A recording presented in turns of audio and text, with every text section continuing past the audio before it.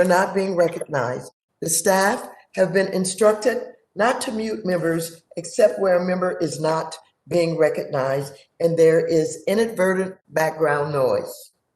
Members are also reminded that they may only participate in one remote proceeding at a time. If you are participating today, please keep your camera on. If you choose to attend a different remote proceeding, please turn your camera off. As a reminder to all members, we will conclude today's hearing. I believe I better check the time before I give you that time. Members who were unable to ask questions at our February 24th hearing with Chair Powell will be given priority to ask their questions today, and we will return to our normal order of recognition once those members have asked their questions. Before we begin, I will recognize myself to call up the resolution offered by Ranking Member McHenry, naming Republican members to subcommittees. Copies of the resolution were made available in advance. So without objection, the resolution is adopted.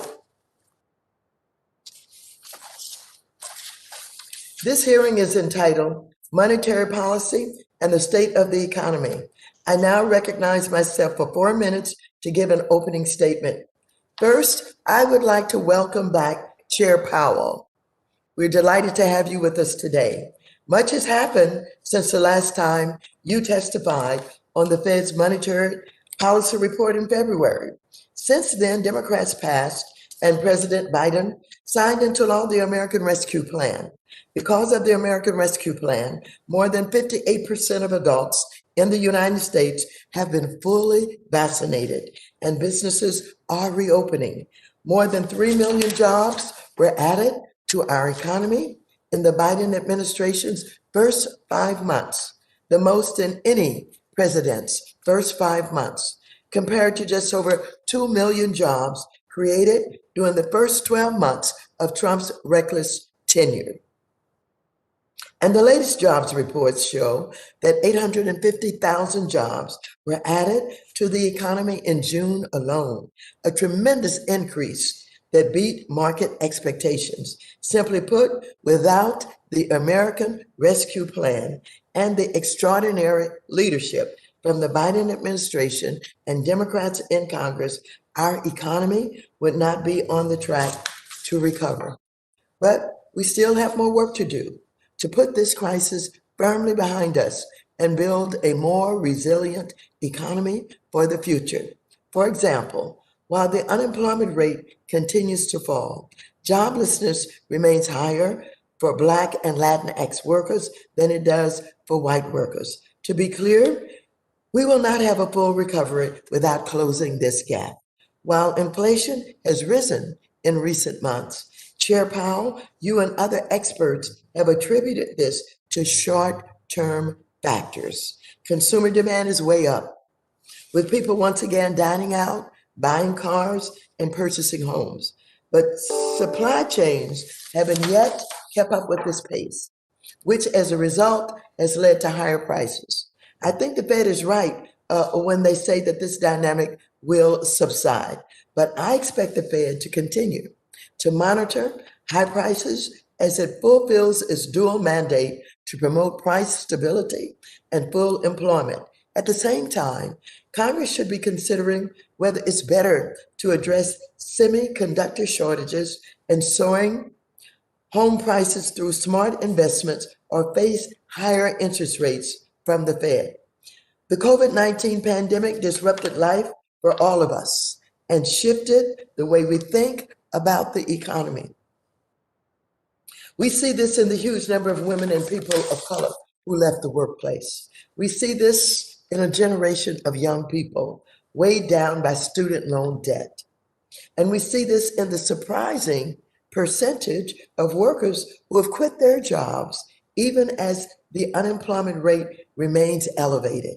We're in a moment of transformation that requires a fresh approach and investments that will close the racial, wealth, and income gaps, address climate change and our child care crisis, and finally, end homelessness. The Fed must also play a central role in this economic transformation. The Fed must ensure that our economy recovers equitably, reverse deregulatory actions that roll back rules for Wall Street and shore up protection so that our financial system is less vulnerable to shocks.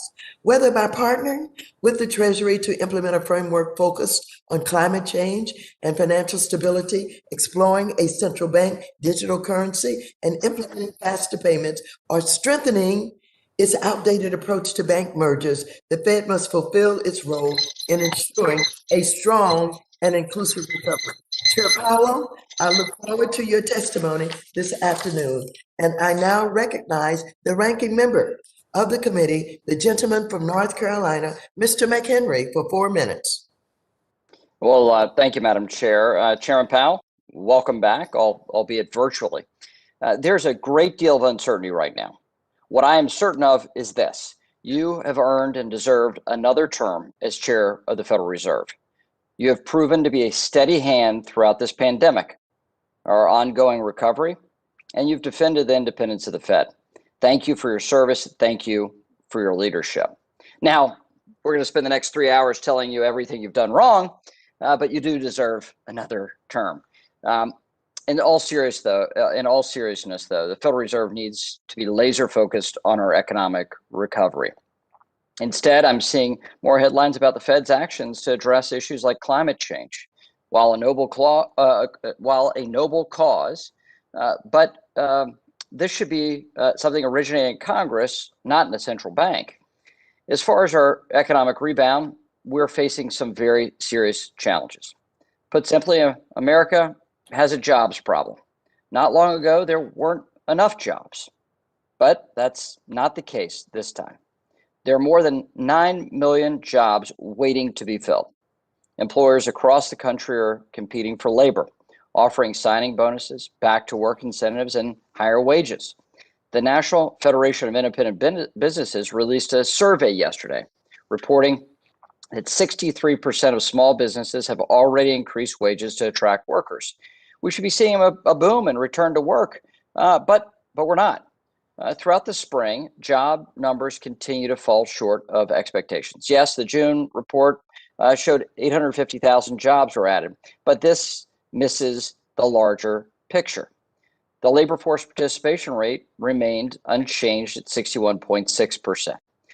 The number of long-term unemployed Americans have increased by 233,000, and companies continue to struggle to hire enough workers to meet their business needs.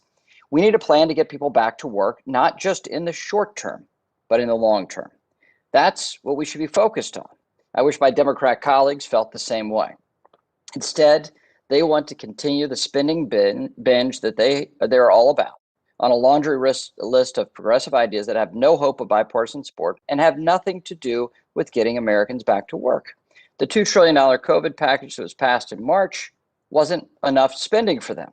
So now we're hearing that Senate Democrats want as much as $3.5 trillion in new spending and increased taxes on businesses of all sizes. And on top of that, another trillion for hard infrastructure. None of this is sustainable. This spend first and ask questions later approach to fixing our economy will not work. Our economy simply cannot handle this level of spending. Long term, it will lead to sluggish growth, persistent unemployment, and a declining standard of living. Simply put, the Democrats are addicted to spending. Taxpayers, families, and business owners will bear the consequences. We should instead focus on creating the kind of real economic growth that has proven to be enduring and stable. That means a focus on regulatory relief, sound money, and a competitive tax system. This will deliver the kind of broad prosperity that defines our uniquely American system of free enterprise. To have a recovery that works for all Americans, we need to get Americans back to work. Madam Chair, thank you for holding this hearing. I would like to welcome our newest Republican member of the committee, a gentleman who is not new to Congress, but is a returning member of Congress and has been on leave when he left the House Banking Committee. He's been on leave with the Rules Committee, and under our rules, he's gets to come back to his home base that he left years ago. And so we're grateful to have Pete Sessions back with us on this committee and in this room, and look forward to his service. Like we have so many great Texans on this committee, we're glad to have him on the committee as well. And with that, Madam Chair, I yield back. Thank you very much, and welcome back, Pete Sessions. We're glad to have you back. At this time, I will recognize the gentleman from Connecticut, Mr. Himes, for 1 minute. Thank you, Madam Chairwoman, and Chair Powell. Welcome once again before the committee. We are going to be hanging on your every word today with all that's going on out there. Mr. Chairman, 3 weeks ago, I had the privilege of being appointed by the Speaker to chair the Select Committee on Economic Disparity and Fairness and Growth. I have reason to believe that the ranking member may also come from this committee, and membership will come from this committee as well. Mr. Chair, I was enormously gratified to see a statement you made in May to the National Community Reinvestment Coalition when you said, and I quote you here, "The Fed is focused on these long-standing disparities because they weigh on the productive capacity of our economy. We will only reach our full potential when everyone can contribute to and share in the benefits of our prosperity." Mr. Chair, as you know, we see economic disparities in this country that we've never seen before. And you made the case that apart from the moral issue, there is a profound economic reason to address those disparities in as much as it is damaging our productive capacity. The committee looks forward to working with you on this issue in a bipartisan way, and I really thank you for highlighting that.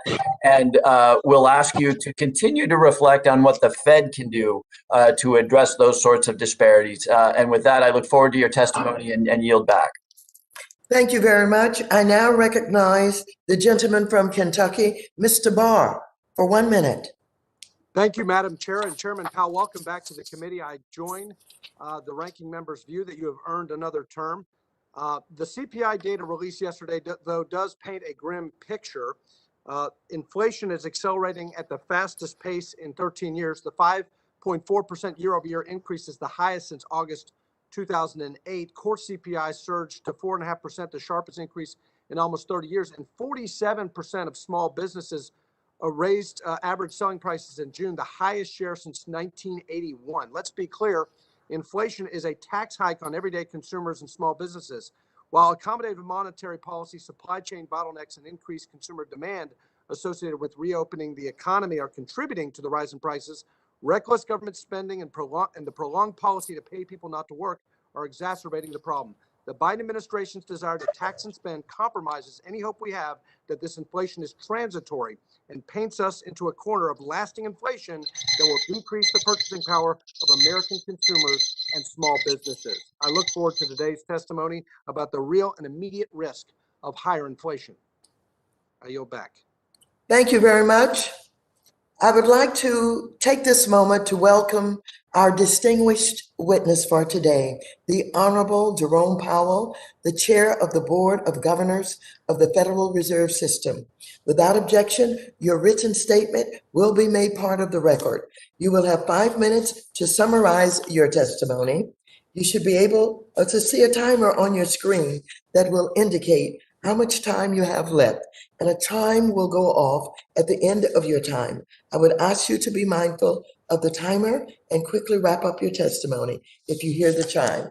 Chair Powell, you are now recognized for 5 minutes to present your oral testimony.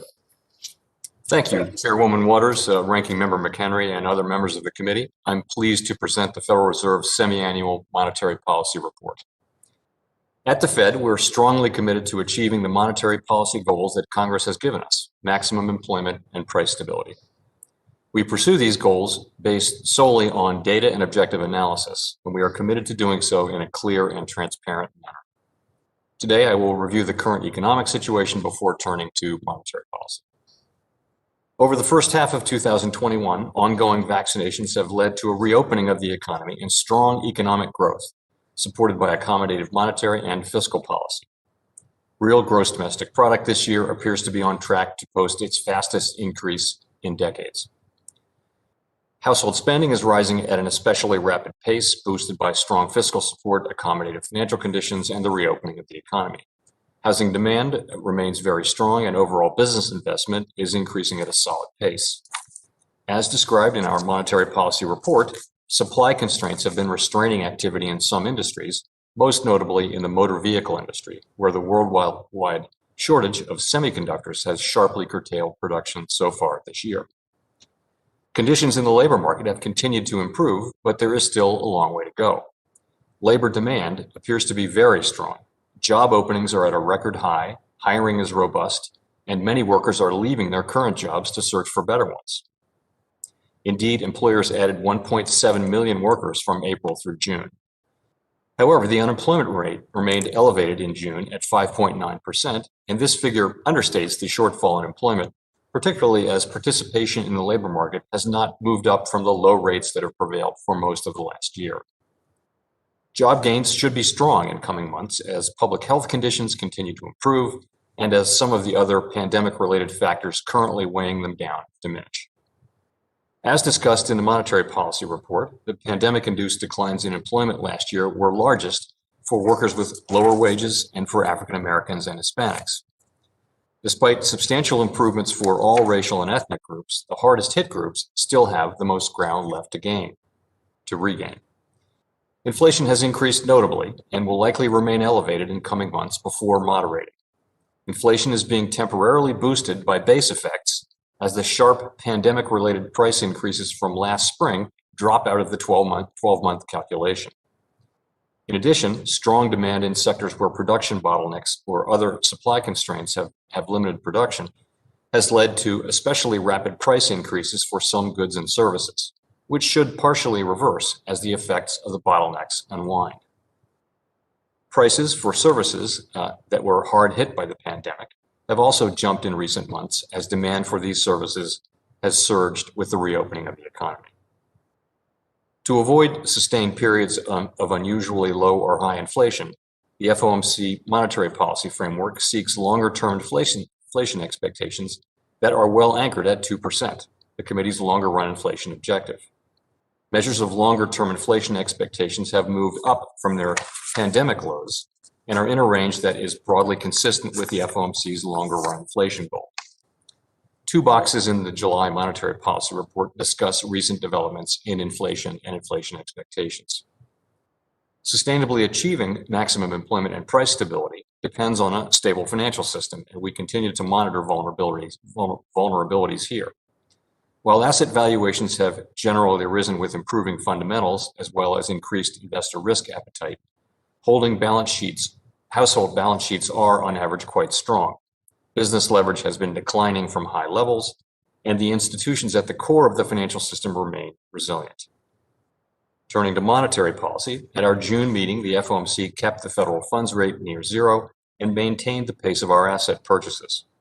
These measures, along with our strong guidance on interest rates and on our balance sheet, will ensure that monetary policy will continue to deliver powerful support to the economy until the recovery is complete. We continue to expect that it will be appropriate to maintain the current target range for the federal funds rate until labor market conditions have reached levels consistent with the committee's assessment of maximum employment, and inflation has risen to 2% and is on track to moderately exceed 2% for some time.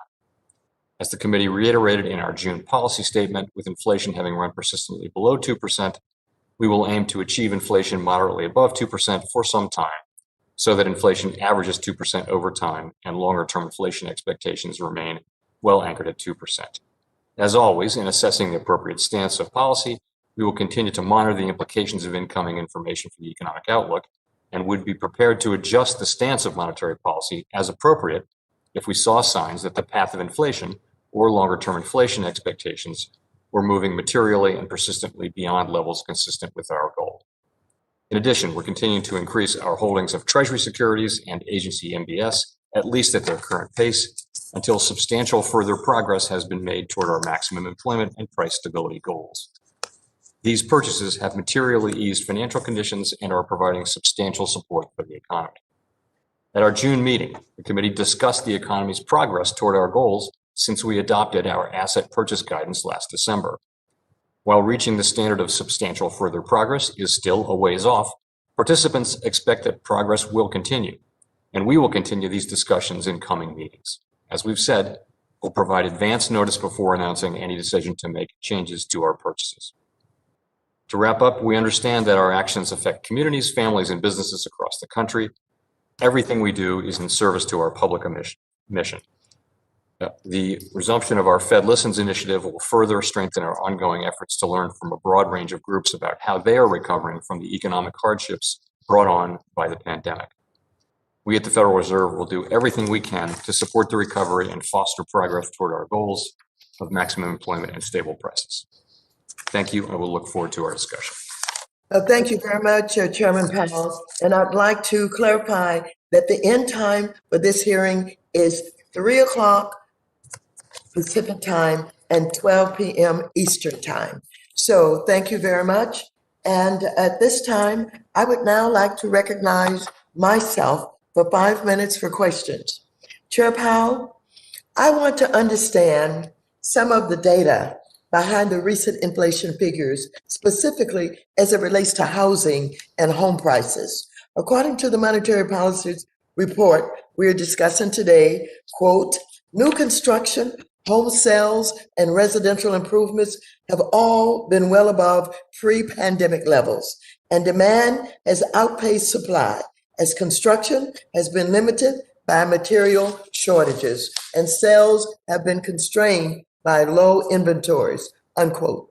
So demand for housing clearly outweighs the supply of housing. Chair Powell, you said that this is a problem for first-time home buyers for sure. Can you elaborate on what you meant by that?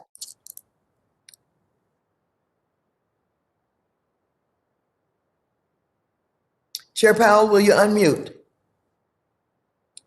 I'm sorry, Madam Chair.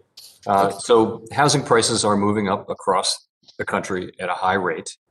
And I suppose the good news is that this is not driven by the kind of reckless, irresponsible lending that led to the housing bubble, that led to the last financial crisis.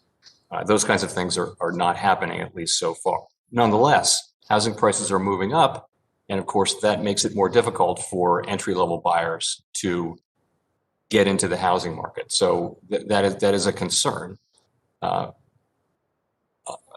will also point out, though, that a number of things are driving up housing prices. Certainly, low rates are part of that. There are also changes in preference. People have wanted to move out of cities because of COVID into surrounding areas. So single-family housing demand has been quite high. In addition, prices have been driven up by material shortages and things like that, which we would hope would be alleviated. Okay, so Chairman Powell, a lack of supply and constraints around housing stock are a factor in the recent increase in housing costs. If the Fed were to raise interest rates, what do you project the impact would be on addressing housing supply challenges? Well, it wouldn't have any effect on the supply side, as I think you're suggesting. There are limitations around the availability of some raw materials and of labor and of zoning and things like that, and nothing we can do can really affect that. It is true that interest rates are one factor that's supporting demand, but we really can't do much about the supply side. Conversely, do you expect that increasing housing supply would help alleviate inflation? I think housing, sure. I do think that more housing supply, if demand were to remain constant, would certainly imply that prices would stop going up as much as they have been. The Great Recession was long, slow, and inequitable, in part because fiscal support provided by Congress was insufficient. And we left too much up to the Fed to stimulate the economy through low interest rates. I believe strongly that we cannot repeat that mistake. And as I look around at what is causing surging prices, I see a lot of places where more investment will help with long-term economic growth, especially more housing. Congress and the Biden administration have a job to do right now. It is for this reason I'm reintroducing my Housing is Infrastructure Act this week to ensure that Congress finally makes long overdue investments in the housing market. This bill would provide a historic investment of more than $600 billion to ensure that affordable housing is available all across the country.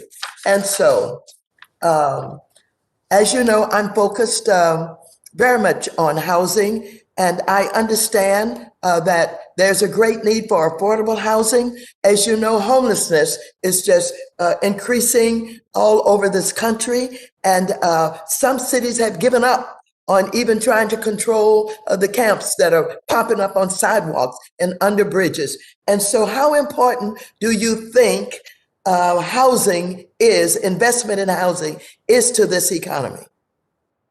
Well, the housing industry is a big one, and the problem of affordable housing is a big one too, albeit it's one outside of the largely outside of the ambit of the Fed's responsibilities, but certainly a very important issue. And I think as you point out, the rise in homelessness in the face of a very strong recovery is actually evidence of the unevenness of the recovery. So, which is something we try to keep in mind as well.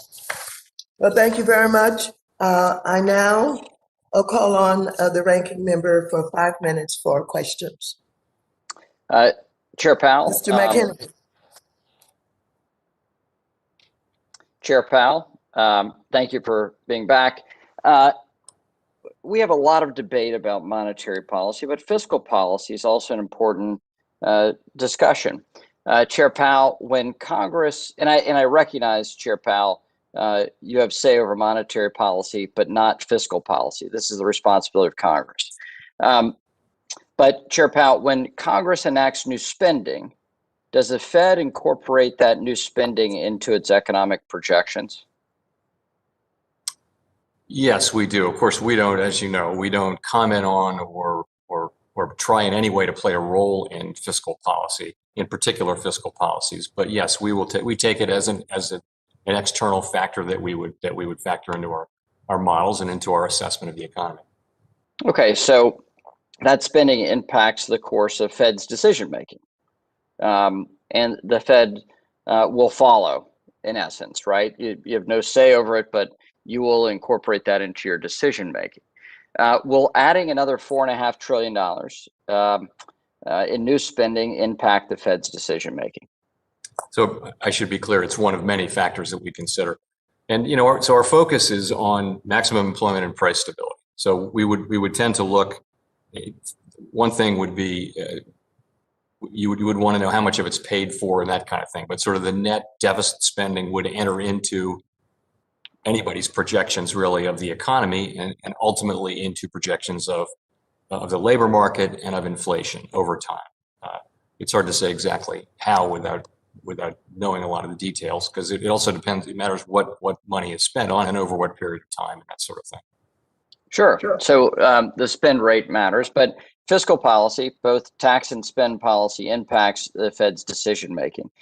So for those in Congress that are saying that irresponsible spending won't impact the Fed's decision making and won't impact our economy long term, it certainly is not in keeping with how these decisions are made. So I want to switch subjects a little bit. Chair Powell, as you know, there's been a great interest in central bank digital currencies. Many countries, like China in particular, are focused on establishing a CBDC. You indicated this earlier this year, the Fed would study and issue a white paper on the subject. What is the status of that report? We expect to publish a report around, could be early September or plus or minus, right in that time frame. And the status of it is we're working hard on it right now. But let me tell you what it is really. We're going to address digital payments broadly. So that means stable coins, it means crypto assets, it means a CBDC. That whole group of issues and payment mechanisms, which we think are really at a critical point in terms of the appropriate regulation, and in the case of a CBDC, a central bank digital currency, laying out really questions for the public to respond to about what good it can do, what the costs and benefits of it would be. We want to begin really a major public consultation across many different groups, including Congress, of course, on a CBDC and also on stable coins and crypto. But so there are certainly advantages to a central bank digital currency or a faster payment system, but there are certainly risks. That's the case, right? this is not a riskless proposition. It's a pretty bold proposition for the Federal Reserve, is it not? Yes, and we'll lay out the possible potential benefits. We'll put those out on paper, and also, the potential risks that are undertaken. And I think those have been written up in many forums around the world, and I think both are real. And it really depends. A lot depends on the U.S. institutional context and on why we would need a central bank digital currency and how you weigh those costs and benefits. So that's really the nature of the exercise.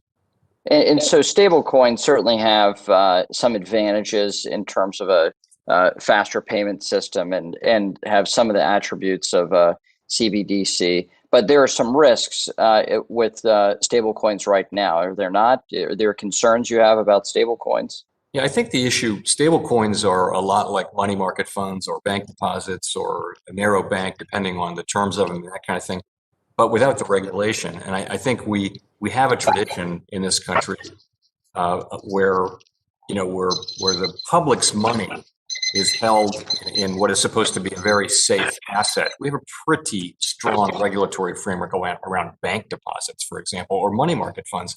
That doesn't exist really for stable coins. And if they're going to be a significant part of the payments universe, which we don't think crypto assets will be, but stable coins might be, then we need an appropriate regulatory framework, which frankly we don't have. Thank you. Thank you very much. Clarification. This hearing will end 3 p.m. Eastern time and 12 p.m. Pacific time. Why didn't somebody say something?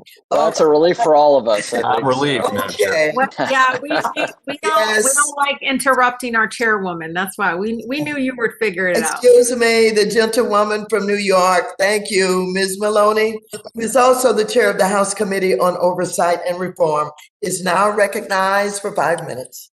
Well, thank you for that correction. You're welcome.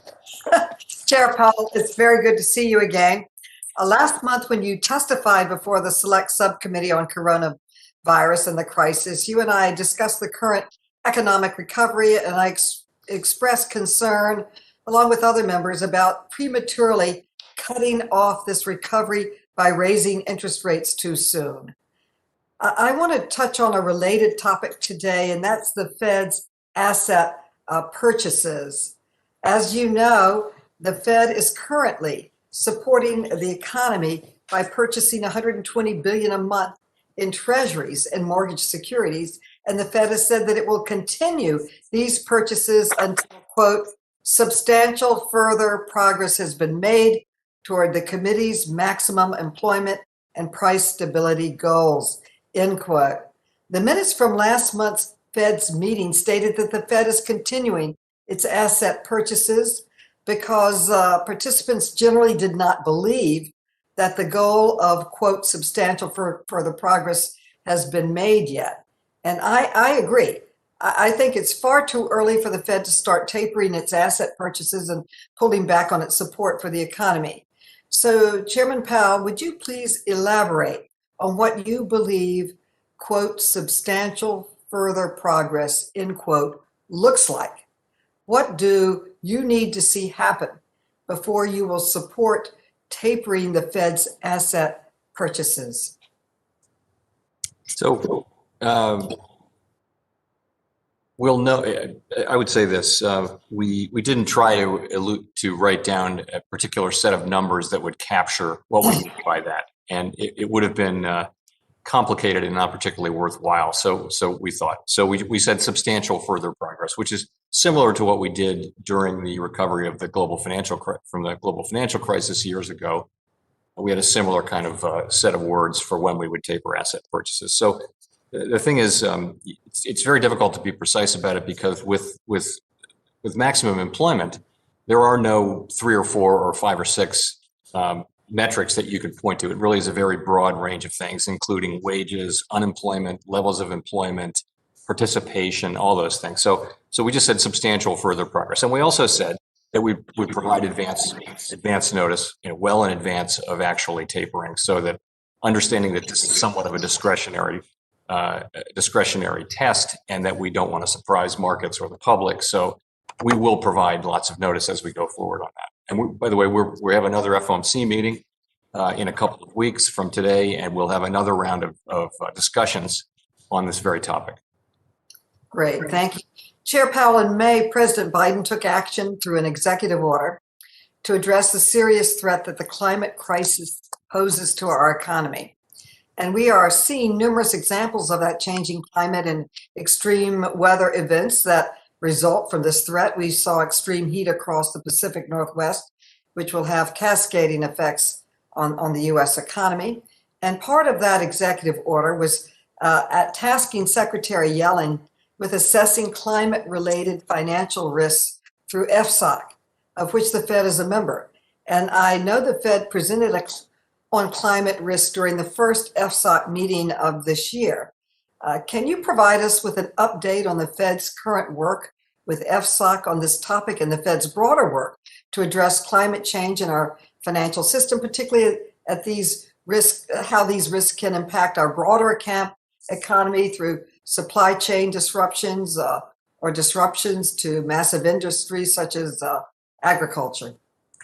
Sure, I'd be glad to. So the Fed's work on climate change really exists as part of our pre-existing mandates for supervising financial institutions and for the overall stability of the financial system. So as far as individual financial institutions are concerned, as supervisors, we want them to be aware of and capable of managing and understanding all of the risks that they run, including the risks to their business activities and business model from climate change. So we're in the beginning stages of working up a program that will engage with the financial institutions and make sure that that happens. On financial system more broadly, we have an overlapping effort that looks carefully at the broader financial system and asks how will climate change affect financial markets and other financial institutions that are not banks, for example, insurance companies and many others like that, asset managers. So those are really two efforts that we're working on, and that's what we reported on to the FSOC. Time has expired. Thank you very much. I yield back. Thank you.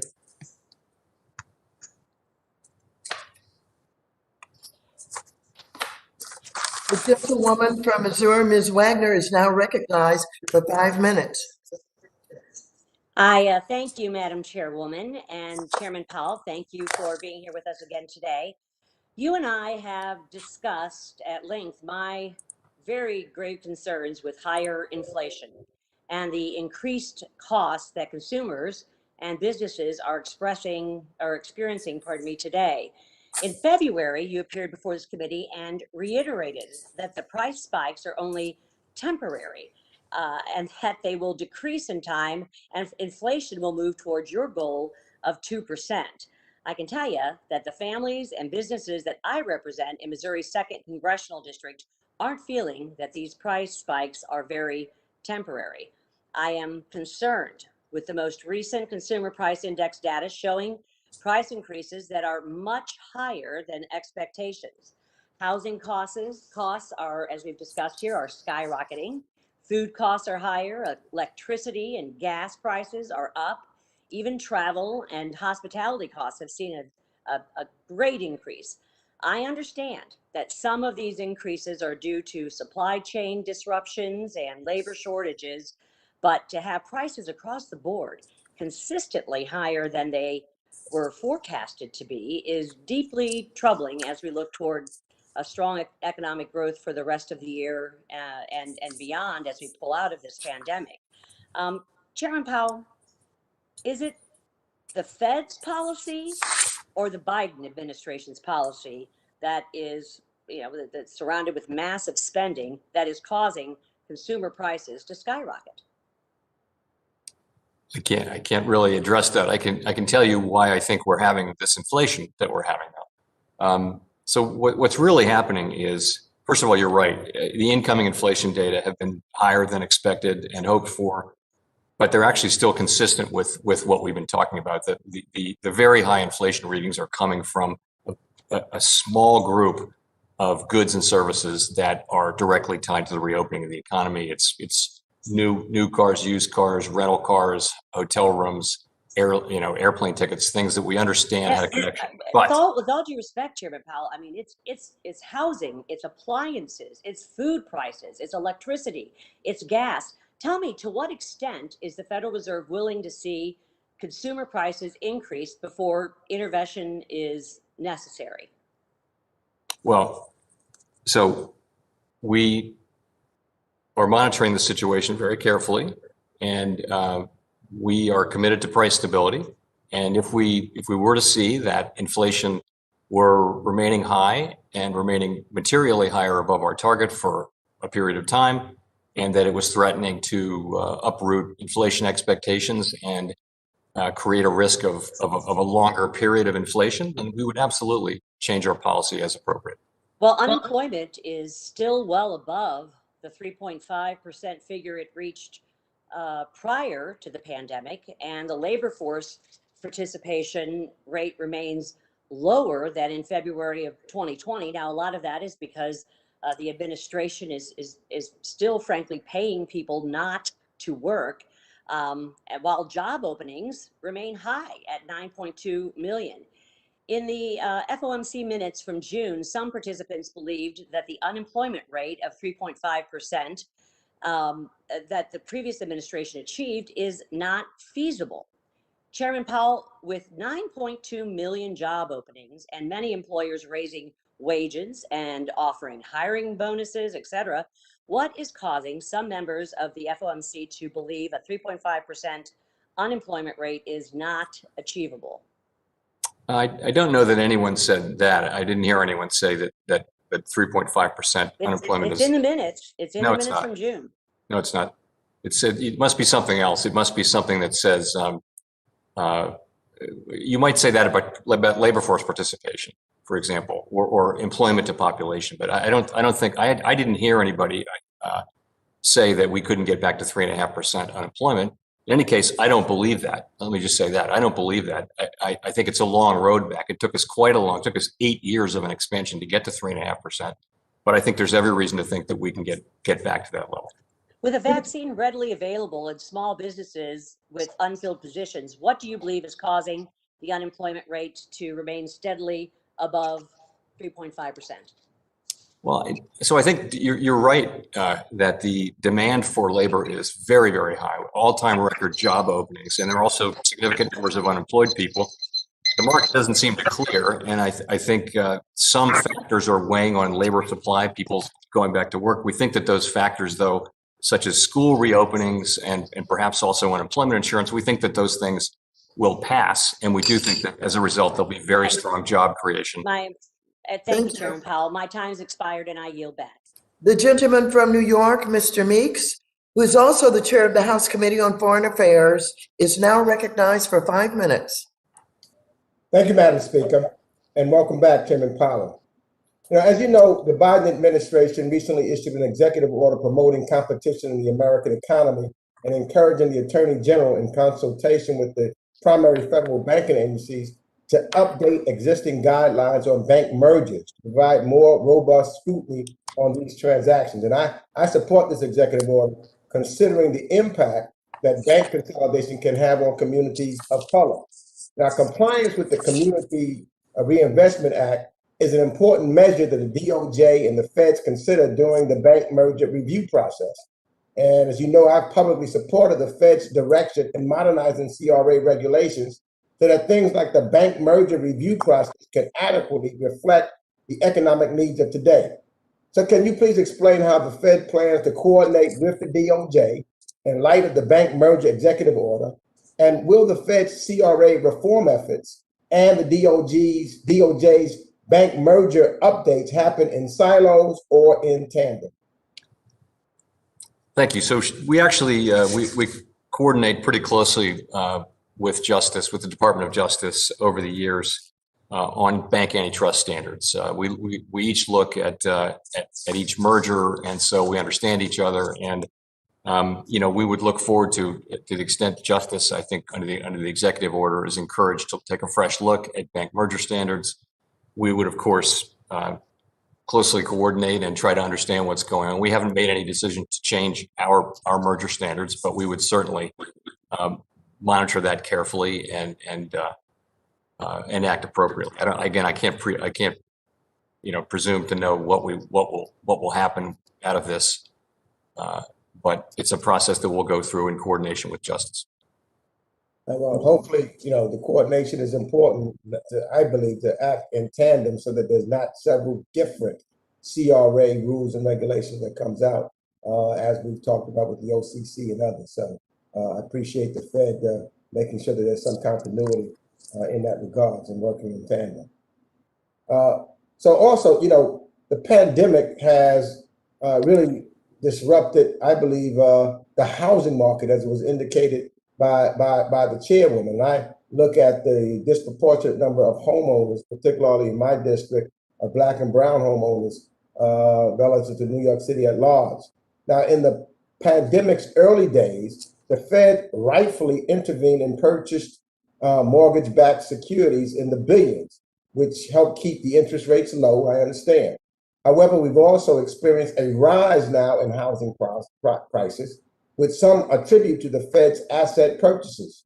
Now, although others cite supply chain challenges. So I understand there's a debate at the Fed as to how quickly it should taper its MBS purchases, but what are some of the economic factors you are considering as you weigh both sides of this argument? So housing prices are going up because of both demand and supply reasons, and you touched on them, Congressman. On the supply side, it is prices of raw materials and lack of labor, labor costs, zoning difficulties, all those things. So it's not just a demand story. On the demand side, rates are definitely low. Interest rates are certainly making mortgages cheaper and therefore supporting prices in housing. That's certainly a factor. There are other factors too. Changing preferences. People household balance sheets are very strong right now because people were kind of forced to save because they couldn't go on trips, they couldn't go to restaurants for a year. So there are big amounts of savings on people's balance sheets. So all of that goes into demand for housing. Sorry, then your question on that was what? So what are some of the economic factors that you are considering, in that argument? There's both. On mortgage-backed securities. So on mortgage-backed securities in particular, so interest rates, our low interest rates and treasury purchases and MBS all go into creating a low interest rate environment and go into mortgage rates. Mortgage-backed securities purchases really work a lot like treasury purchases. They aren't especially important in what's happening with housing prices. They are nonetheless, they clearly are a factor among factors. So this is one of the things that we'll be considering as we go through this process of evaluating when to taper and in what form, what will be the composition of asset purchases going forward. Those are all issues that we'll be discussing at this next meeting in a couple of weeks. Thank you. My time is up. We're back. Thank you very much. The gentleman from Indiana, Mr. Hollingsworth, is now recognized for 5 minutes. Well, good afternoon, Chairman Powell. Appreciate you being here and certainly appreciate you answering our questions. I know this remains a tricky time in the recovery, and our collective understanding about the Fed's effort and reasoning here is very important. I have a long preamble that I hope ends at a question, so take a little bit of a journey with me. First and foremost, I want you to know I'm in no way besmirching the good work the Fed has done over the last year. The extraordinary economic cessation necessitated extreme action, and you took that action with vigor. I'm thankful for that, and my view on that is unchanged. Second, my question is not meant to imply that you need a hawkish stance. I think we can all agree that monetary policy is very accommodative at present, perhaps at the furthest end of the accommodative side of the spectrum as is conceivable. I'm questioning merely the degree of accommodative stance, not asking to return to a restrictive side of the spectrum. Third, I have on many occasions endorsed your new symmetrical approach to inflation target. I believe this is exactly the right answer. My question today is not tied to recent inflation numbers, nor would I prognosticate about whether it's transitory or not, whether it's a monetary phenomenon, a demand phenomenon, nor the magnitude of what it may reach. But here's the crux of my question. I think there's a lot of data out in the economy showing that it is awash in liquidity. A panoply of statistics indicate the tremendous / unprecedented increase in liquidity over recent years. In recent weeks alone, you've raised the reverse repo rate to 0.05%, and the uptake on that product has been tremendous, which in and of itself is a reaction to money markets being overwhelmed with liquidity, which in and of itself is a reaction to bank deposits being overwhelmed. Yet the ultra accommodative stance by the Fed continues.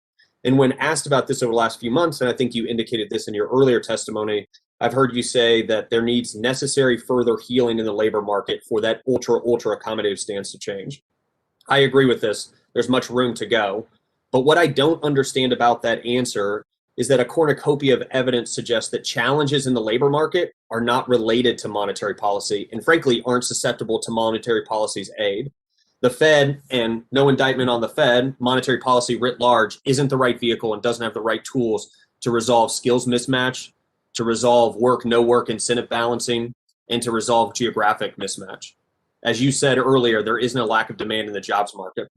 So I guess getting to the specifics of my question, I believe the Fed is distorting significantly the financial economy for very little, if any, maybe marginal impact on the real economy.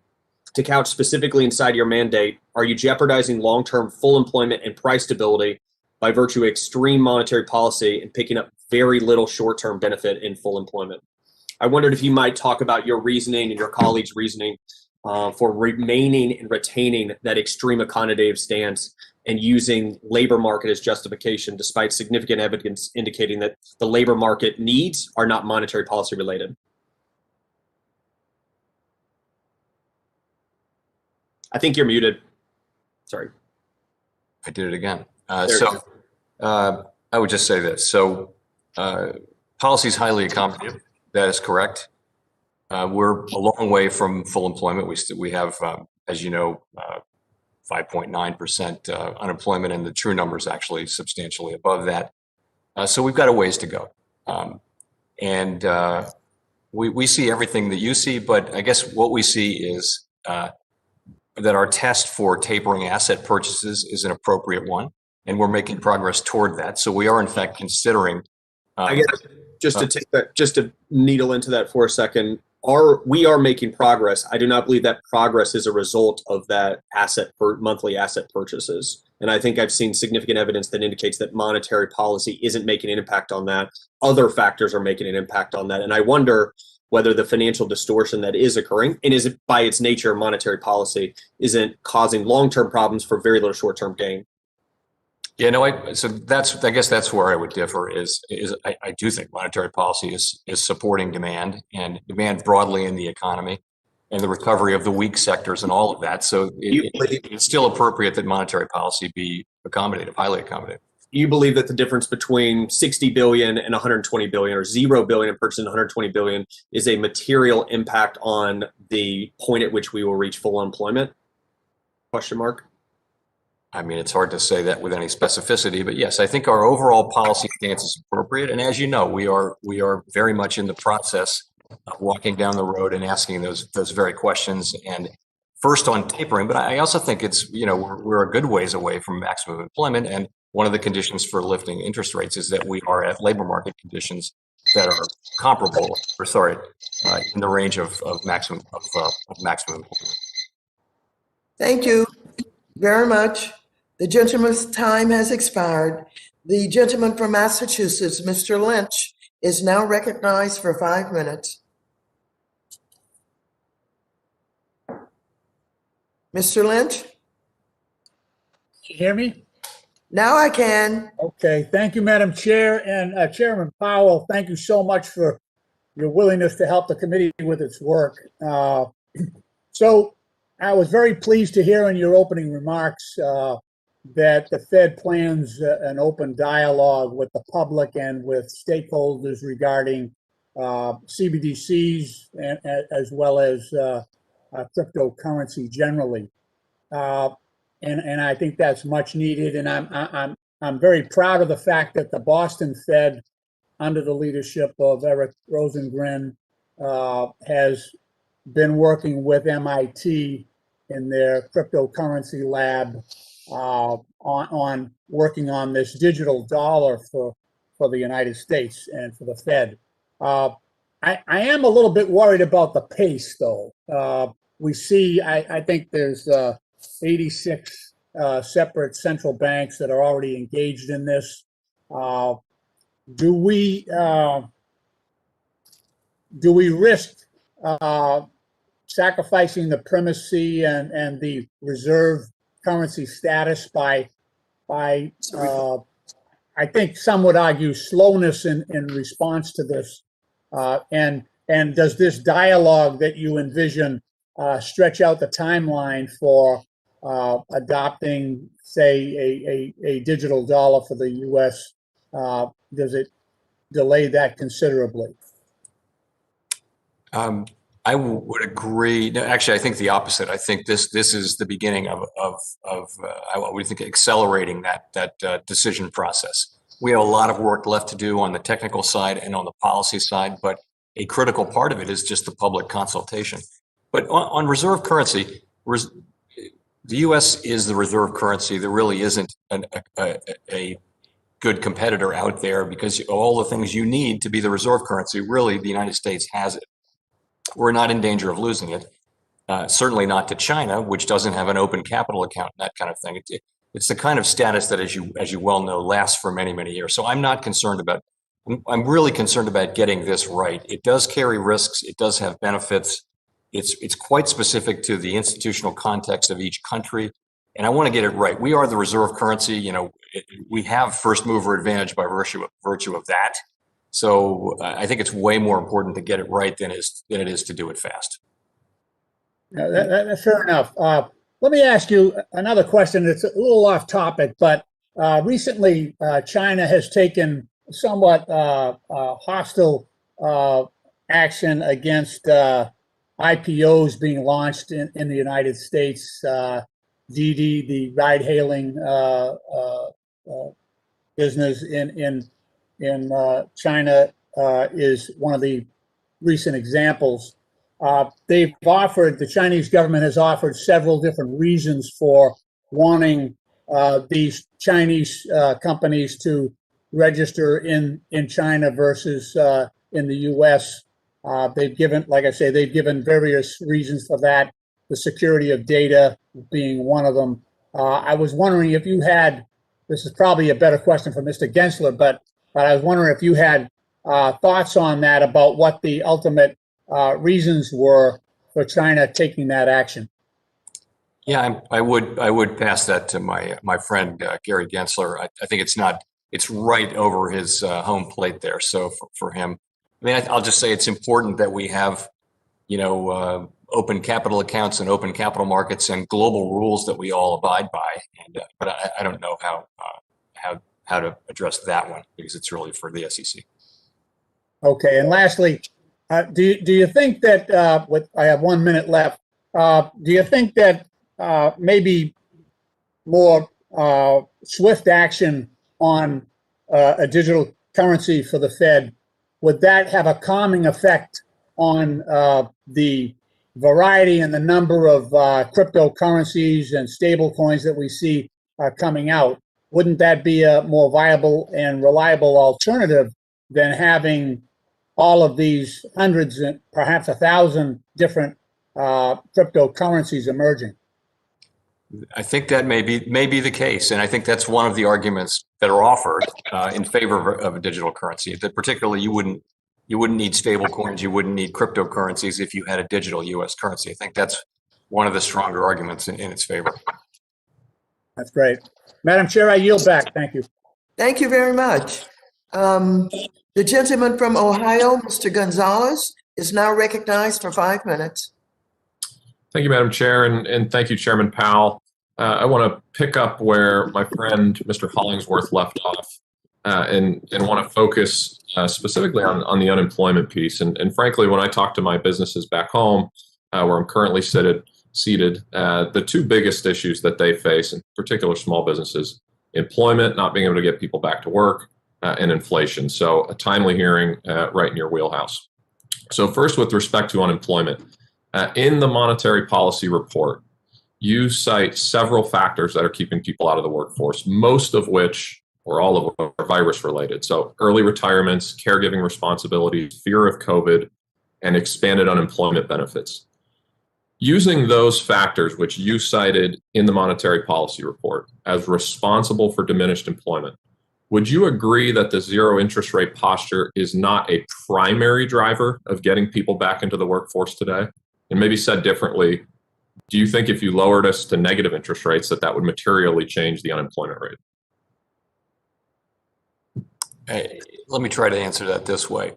I would agree with you that the most important thing, it would be very important if we were to see a significant increase, as we expect we will see, in labor supply, just showing up in the form of better matching in the labor market.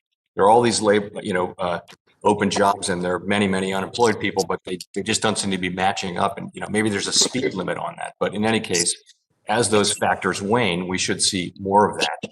And that's probably of first order importance at this time. Okay, so not the rate of interest. And I think that's important because the commitment is to keep rates at zero until we get back to full employment. But we know what's happening is it's inflating asset bubbles. It's pushing people further and further out on the risk curve. I would argue it's creating systemic risk in a variety of markets. And so I would just encourage you all to consider that. And now moving on to the inflation bit, the common refrain from the Fed has been that inflation is transitory. There's nothing to worry about. And you will maintain rates at zero until inflation is moderately above 2% for, quote, some time. And you've said that a handful of times here. Well, we're looking at 4 consecutive months now, including the previous month at over 5%. So how long is, quote, some time? And what factors are you looking at that will tell you whether this is transitory or something more systemic? Okay, let me say first on maximum employment, even after this expected wave of supply comes, it's likely that we'll still be short of maximum employment. And at that time, support for demand will be appropriate. And so that's why we wouldn't see that it's time to raise interest rates now, because we think it'll take some time even after this to get there. So getting to your inflation question. Which is basically how long is some time? Because it keeps being used. We'll keep it over some time. So that will be the answer really is it depends. You're really asking about that part of the guidance and how do we think about that? Right now, of course, inflation is not moderately above 2%. It's well above 2%. And it's nothing like moderately. So the question will be, and this will be a question for the committee, how to interpret the guidance. The question will be, where does this leave us in 6 months or so when inflation, as we expect, does move down?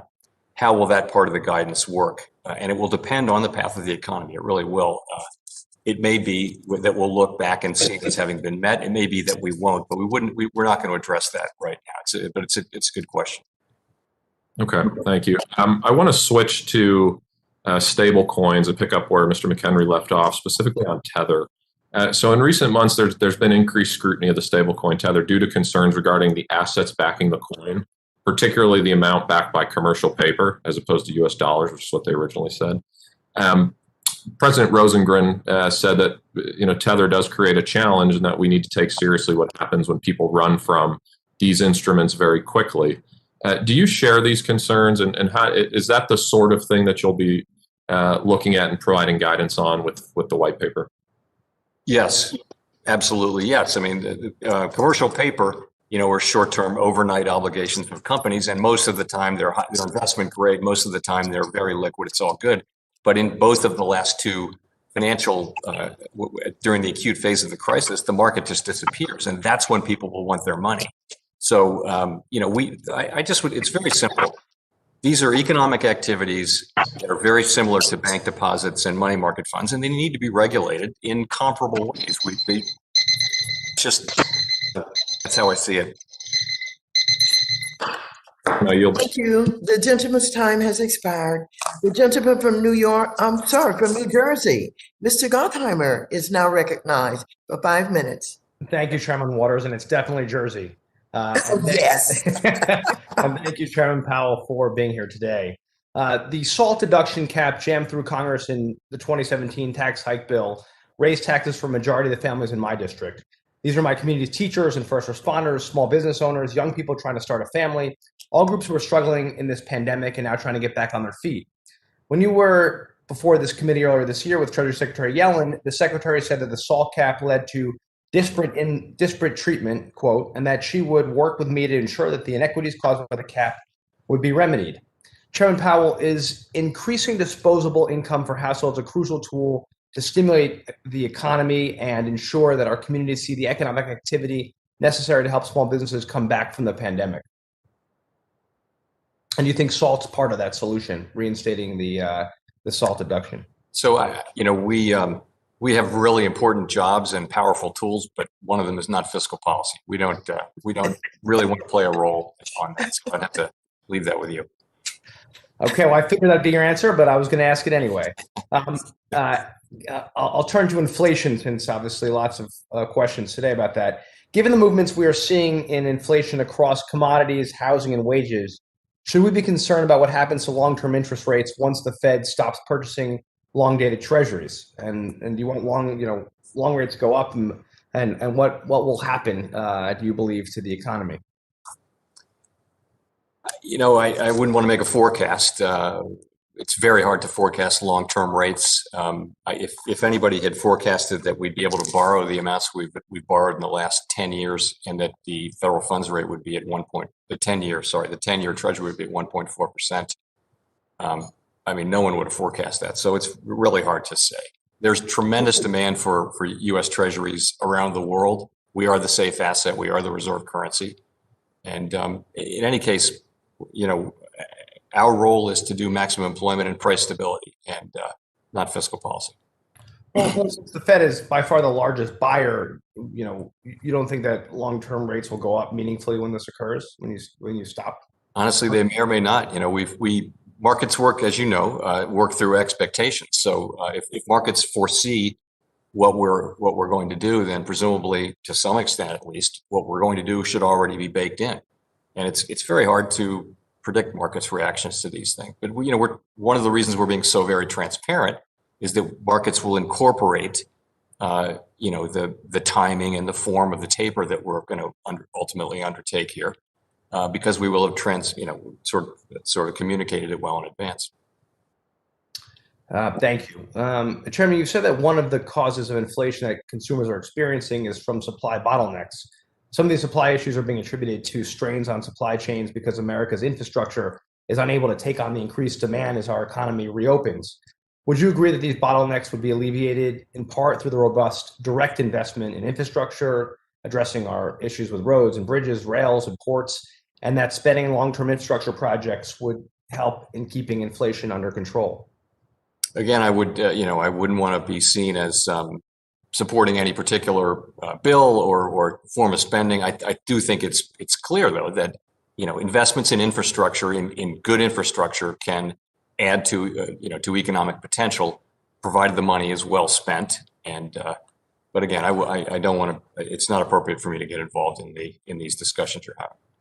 I understand. I will espouse a bipartisan infrastructure package that the Problem Solvers Caucus in the House been working with a bipartisan group in the Senate to try to get our investment in infrastructure into law and our economy back on track and set up for long-term success. I believe that will obviously help deal with some of the challenges we're facing and making these investments in roads and bridges and rail and energy infrastructure and broadband connectivity, all crucial to ensure America remains competitive on the global stage. Last question there. Are you concerned on the global stage?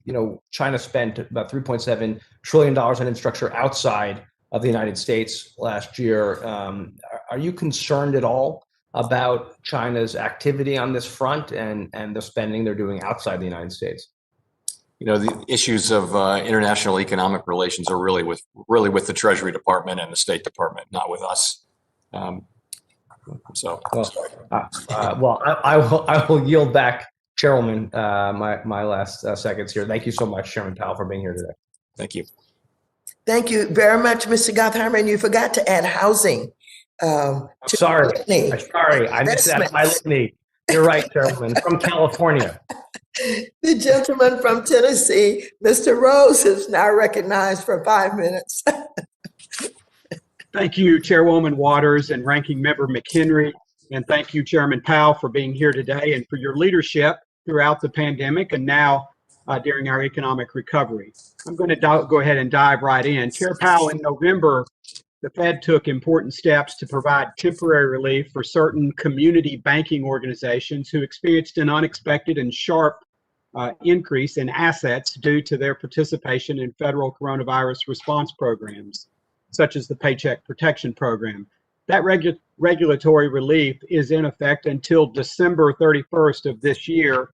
And since that deadline was put into place, the Biden administration, along with House Democrats, passed a $2 trillion bill that will have an impact that extends past the end of the year.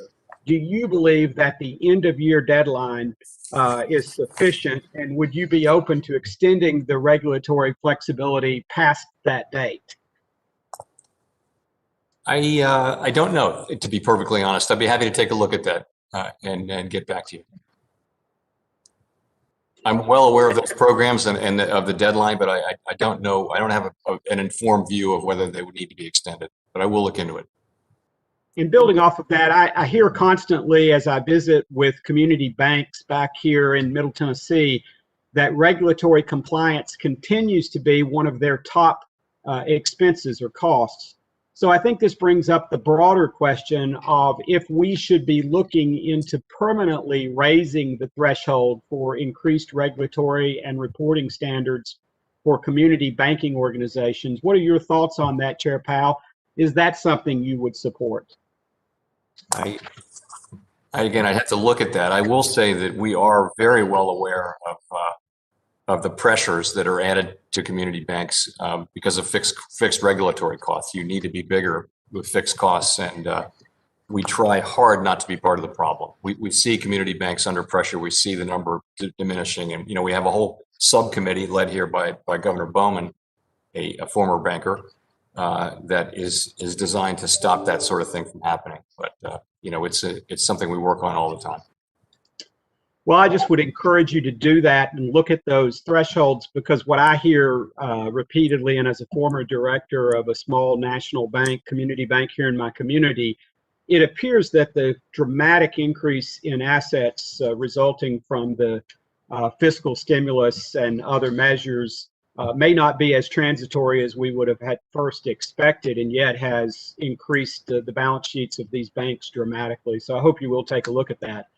In June, the unemployment rate was 5.9%, a far cry from the 3.5% pre-pandemic.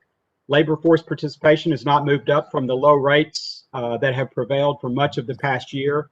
In the monetary policy report you submitted the committee, you write that enhanced unemployment benefits have allowed workers to reduce the intensity of their job search. Chair Powell, do you believe that the most recent stimulus in the American Rescue Act is the reason for prolonged high unemployment rates, and has it in fact slowed down our economic recovery?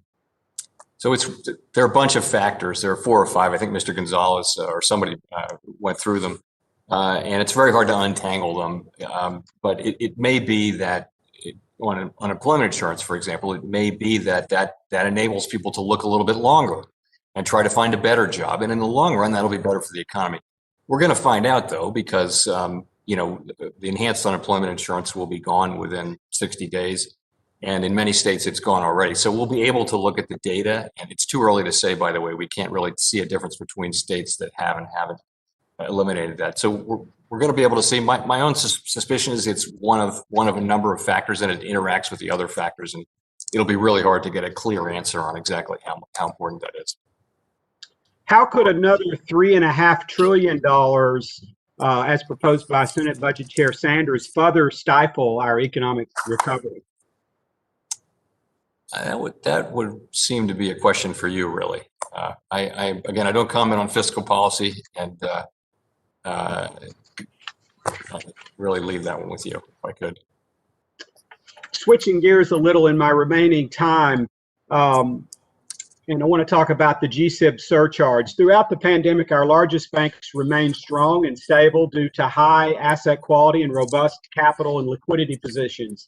I believe that over the years, the GSIB surcharge has worked as it was intended And if the GSIBs do not maintain sufficient capital cushion to absorb losses, it could undermine our economy. It seems that I'm out of time, but would welcome your response to the record to the questions I'll submit. Thank you. Happy to do I that. yield back, Madam Chair. Thank you very much. The gentlewoman from Pennsylvania, Ms. Dean, is now recognized for 5 minutes. Thank you, Madam Chair. And Chairman Powell, it is always good to be with you and to learn from what you are doing in your role. I too thank you for your steady leadership and stewardship over the course of your tenure, but maybe never so important as over the course of the last 18 months and moving forward. I also thank you for your recognition that this recovery has not been even. While we are enjoying a regrowth in our economy in really robust ways, I appreciate that you recognize it has not been even across all sectors. I wanted to start with to continue the conversation around inflation. And I say this as somebody who wants to be able to translate this to my constituents. I prefer plain English anytime we can. So I really appreciate your testimony around inflation. But if we talk about supply chain and the vulnerabilities that come in as a result during this economic reopening, the supply chain with manufactured goods, driving what is called transitory inflation. You cite in your own testimony the car industry. The biggest example may be the price of used cars up 10% in April alone, and a number of factors, one with particular worldwide shortage of semiconductors slowing down the rate of new car manufacturing, therefore driving dealers to have fewer cars on the lot and buyers moving more toward pre-owned. All of these things inflationary.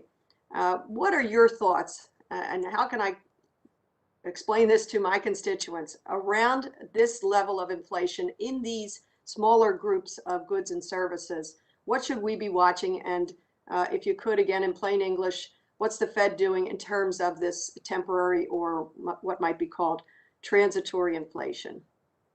Well, so we always have the issue, and central banks generally always have the issue of looking at price increases and asking whether they're really threatening inflation. By inflation, we mean year after year after year, prices go up. And if something is a one-time price increase, then you don't react to it with monetary policy because, you know, frankly, the way monetary policy works would be by slowing down the economy, slowing down the recovery, and therefore reducing inflationary pressure. So you wouldn't react to something that is likely to go away.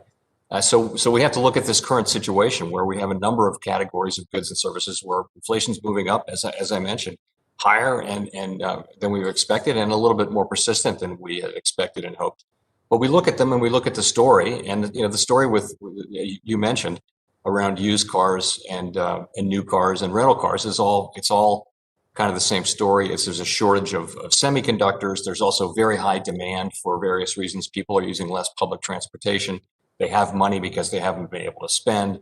And, you know, it's just a perfect storm of high demand and low supply.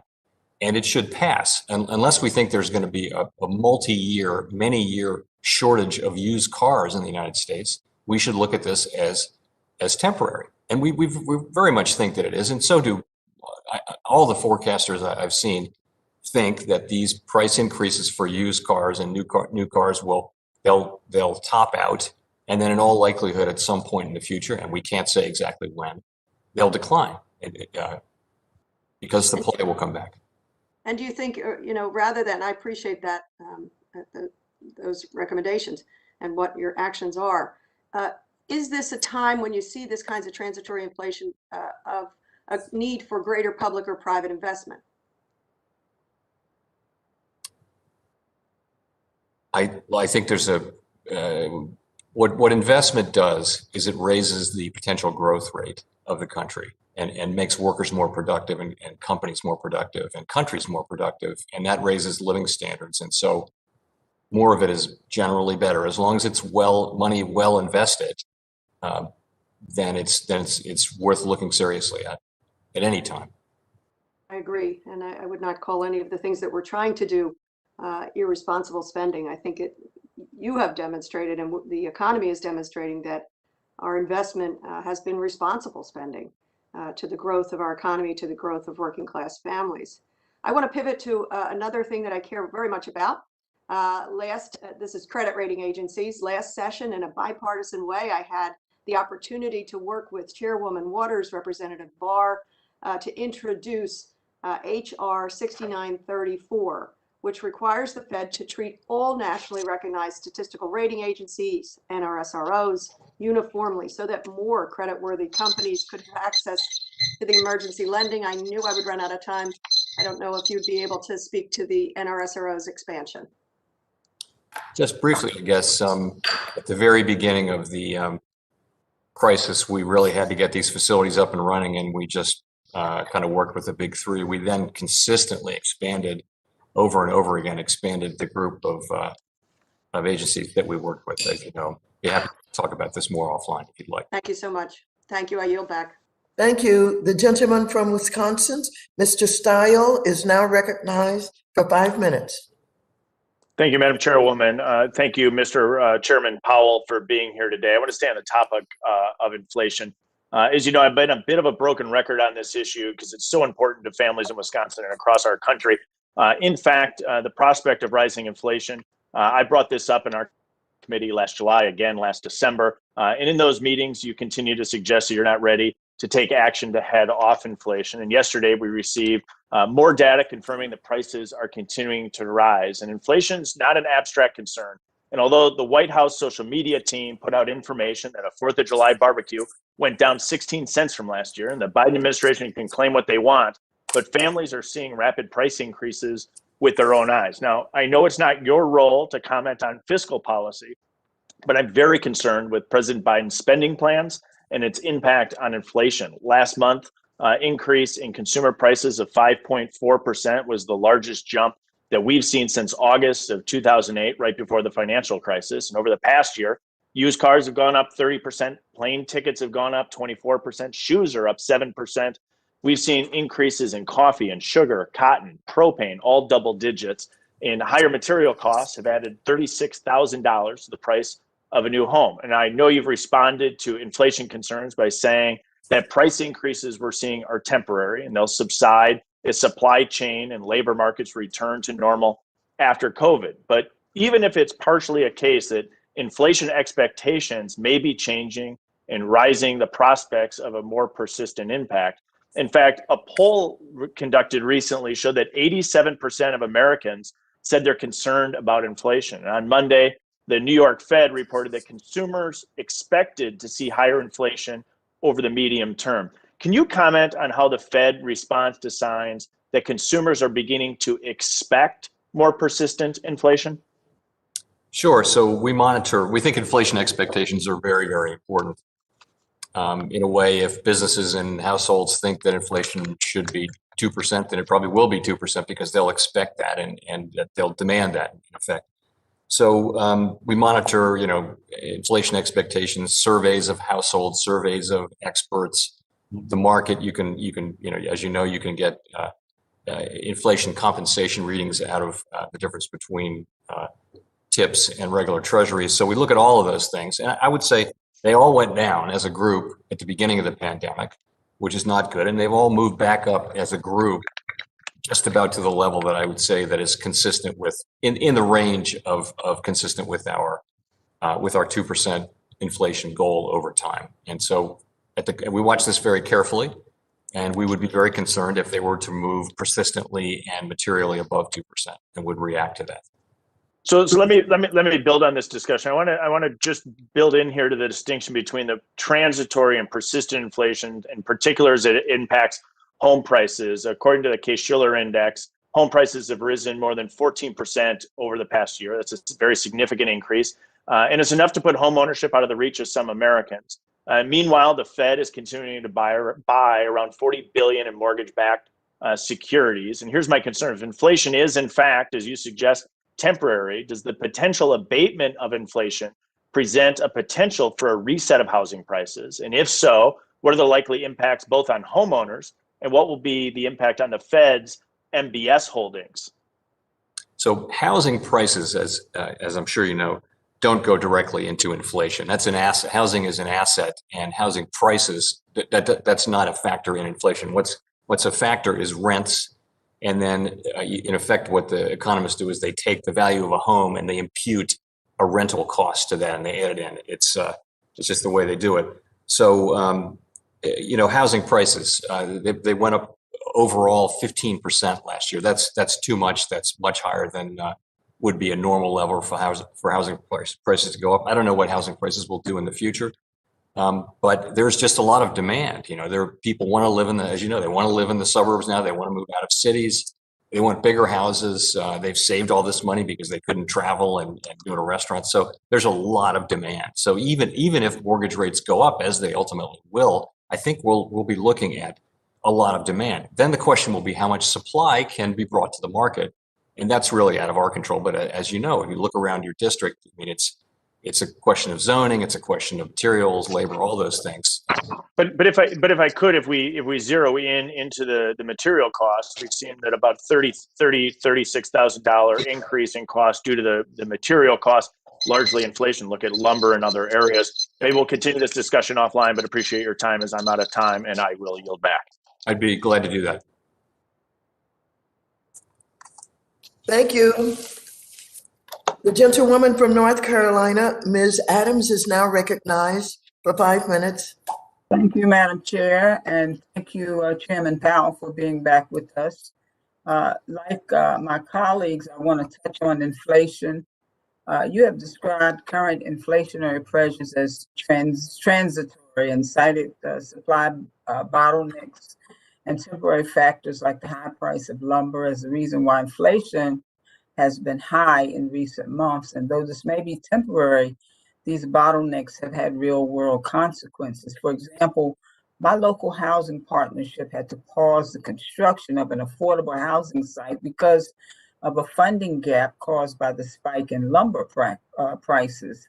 And while lumber prices can be tied to the previous administration's actions, I know that many are still concerned about the rise in core prices. So I'm hoping that you can help us put some of these concerns to bed. So would you tell us why you believe that the recent inflation trends are temporary as the economy reopens, and what other factors are playing into the upward pressure on prices? I'd be glad to try. So as you know, all these industries kind of shut down a little more than a year ago on the expectation that we were looking at a really bad, difficult time. And then sooner than expected, the economy's reopened and demand for housing and demand for many other things, cars, you name it, is really high because people saved. They saved money with all of the congressional fiscal support. More than 100% of income lost was replaced. So really the consumer's in very good shape to spend. And so what's happening is there's a lot of demand, but on the supply side, it's just hard. They can't build enough houses. There wasn't enough lumber. You mentioned lumber prices. Lumber prices went way up, and they've gone way down. They're still twice as high as they were before the pandemic came, but they're way off their highs. So we don't know it, but we think that'll be the pattern for at least for some of these things, where they go very, very high and then they come down as supply and demand, come together as more supply comes online to meet the higher demand. So we have a very large but ultimately very flexible economy. It will adapt, we believe. It's not one of those economies that's rigid and has a lot of structural rigidities in it. It will adapt and fairly quickly, just as it adapted to the pandemic, much more quickly and better than, frankly, people expected. So I think that'll happen. And when that happens, we should see, I don't say the prices will come back down, but the level of inflation will return to more normal levels. Okay. Even with the unemployment rate still elevated near 6%, the reports of employers are offering higher wages and incentives to attract workers back to work in the workforce. And I've always said that working hard isn't enough if you don't make enough. So, Chairman Powell, what do you attribute the trend of workers receiving incentives to re-enter the workforce to? And does the Feds view these conditions as favorable, even if the reasons for them are not? So we're seeing this particularly in service industries, where there's still lots and lots of job openings, and many people who used to work in service industries relatively low-paid jobs, but we're seeing incentives to go back in. I mean, there clearly is a very, very high level of demand for people to come into these jobs. And for whatever reason, people are taking a little bit of time to look maybe for a better job. And knowing that they're going to go back, these are people who were working in 2020 in February. They want to work. These are people who want to work, right? But they may be taking a little bit of extra time in many cases to look for a job that pays better or that they like better, or their preferences for working from home may have changed. They might want to find a job where they can work from home. Who knows? But in any case, we're seeing difficulty in matching jobs and people up. And there really isn't a precedent. We can't look back and see, well, the last time this happened. There is no last time that this happened. So we're kind of finding out as we go. But I really do think, come back in 6 months, there'll be a whole lot of these people back to work. And wages will have moved up a little bit for people at the low end, and that's not a bad thing. Okay, great. Well, thank you so much, and thank you for joining us today. Madam Chair, you're back. Thank you. Thank you very much. The gentleman from South Carolina, Mr. Timmons, is now recognized for 5 minutes. Thank you, Madam Chair, for holding this hearing, and thank you, Chair Powell, for being with us today and sharing your insight on recent developments in the economy. We've all seen the inflation numbers. Some may say it's only temporary, or this was bound to happen coming out of the pandemic, and there may be some truth to those arguments, but I think any economic observer realizes that usually with things like this, there's not a singular issue causing our trouble, but rather several converging factors. What is most frustrating, I think, to me, is that despite the very real inflation we are experiencing, temporary or not, and that is yet to be truly determined, and it seems that while you, Mr. Chairman, are still firmly in the transitory inflation camp, the Federal Open Market Committee minutes showed there is an increasing amount of disagreement on the Board of Governors on just how temporary it may be. And what is most frustrating to me about this entire episode is that after all of the fiscal stimulus that Congress has provided for the economy since March of last year, and now even with the greatest levels of inflation that we have seen since the financial crisis, this Congress is seriously considering spending several $1 trillion more, and most likely it will nowhere near be paid for. And I know you will not speak to the merits or lack thereof of any specific pieces of legislation, and I'm not asking you to. But as the chair of the Federal Reserve, where one of your statutory mandates is inflation control, could you provide us an expectation of the type of inflation we should be prepared for if Congress was to spend another $3 trillion in the next few months, and let's just say that only $1 trillion of that would be paid for with an assortment of tax increases? I wouldn't be able really to provide you a real time. I mean, that's what Congressional Budget Office will be happy to do is make that forecast for you. That's not something I could do here on the spot. I had a feeling that would be the answer, but I think the answer to this question is obvious. High levels of inflation we're seeing would only increase and stick around longer. We would certainly not have transitory inflation if we poured that amount of fiscal gas on the fire. I also think the labor shortage we are seeing is a big piece of this puzzle, as several of my colleagues have already alluded to. Dozens and dozens of businesses in my district cannot get people to return to work and have critical businesses in their supply chain with the same problem. This is creating scarcity, which results in higher inflation. In South Carolina, we are returning to work at a drastically higher rate than the rest of the country. Our unemployment claims are down 93% from the pandemic high last year, leading the country in this regard. A recent survey showed that 1.8 million people have turned down work because of the overly generous unemployment benefits. And that's a large chunk of that 9 million person labor gap we keep mentioning. Could this problem be avoided if Congress simply removed disincentives to return to work, such as the unemployment benefits that in many states are in place through September? Well, I think that's already happened. I mean, those will be expiring right in September. By the end of September, essentially all of those benefits are gone. And in many states, they're already gone, as you know, in South Carolina. So we'll see that. I mean, I think it won't, whatever effect those things are having now, it won't last much longer.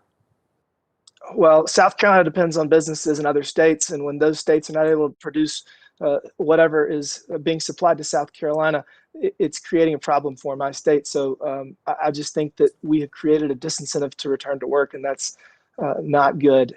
One last question on inflation. If the Fed were to move to increase interest rates, One result would be the increased debt service cost to the federal government's $30 trillion plus debt. Is that a factor that you would take into consideration when deciding to potentially change the benchmark rate? No, absolutely not. So hundreds of billions of dollars in increased cost to our debt service is not a factor in that? No. I mean, first of all, the market will anticipate that we are raising rates, so it's probably baked into some pretty significant extent. Secondly, we borrow all across the curve. So when we raise short-term rates, it doesn't necessarily have a big effect on the government's borrowing costs very quickly. In any case, we are, we're here to achieve maximum employment, price stability, financial stability, supervise the banks, look after the payment system. We're not in a position of considering, of that. And the United States doesn't have to be in a position where that kind of a consideration gets into monetary policy, and it will not. The United States doesn't have to right now. So I guess hopefully we're always in that position. I've got a couple questions on cybersecurity. I will submit those for the record. And thank you for your time with that. Madam Chair, I yield back. Thank you. Thank you very much. The gentleman from Massachusetts, Mr. Auchincloss, is now recognized for 5 minutes. Thank you, Madam Chair, and Chairman Powell for being with us this afternoon. Many of my colleagues have asked some really terrific probing questions about inflation in the short term and the effects on our economy and on getting back to work. I wanted to zoom out a little bit and ask about more long-term effects. One of the trends over the last at least 25 years has been the increasing returns to capital relative to the returns to labor. And there's been a lot of good theories about why that's happening, from undermining workers' organizing power to increased automation and technology. But it's clear that it would require sort of a discontinuous event to break that trend. And this pandemic seems like it could be. We're seeing that businesses that are striving to get people back into the labor force and back to work are offering higher wages, more flexibility, better benefits, really both quantitative and non-quantitative remuneration for employment. Do you think that the COVID-19 pandemic could be a discontinuous event that could actually change the balance between returns to labor versus returns to capital, whether it could give sort of a secular jolt to workers' bargaining power in the long term? I don't know. There are so many things that are possible, and there will be things that cut in different directions. I mean, a lot of what we've seen is just increasing returns to education, and people with relatively low skills in education having stagnant incomes and wages, and people at the high end with lots of education receiving very high levels of compensation. And a lot of that is just productivity is amplified by technology and knowledge and the ability to use it, and by globalization too. So there are a lot of factors that go into that. And the pandemic will do a number of things, but it would be hard to assess which way it will point. This is a good conversation to have, but I hear your point about the increasing returns to education and technology. Certainly that's been evident in Massachusetts in the life sciences and clean energy and cybersecurity spaces. But there's also a huge portion of the workforce, primarily service economy workers, whose jobs are not automatable, they're not routine, either manually or cognitively, and they can't be automated. And even they have had downward pressure on their wages in the preceding decades. But now we're starting to see an uptick in what they can command in the labor market. And I think them in particular, do you think that they can have persistent wage increases over the next few years as we recover? So I know the research you're referring to. So that is very important research that shows exactly what you suggest. And if you saw people at the lower end getting paid more, it would be hard for anybody to be against that, right? And could we be seeing that? What we are seeing is sort of entry level people going into jobs in the service sectors, which tend to be relatively low paid. That's where we're seeing the pay increases.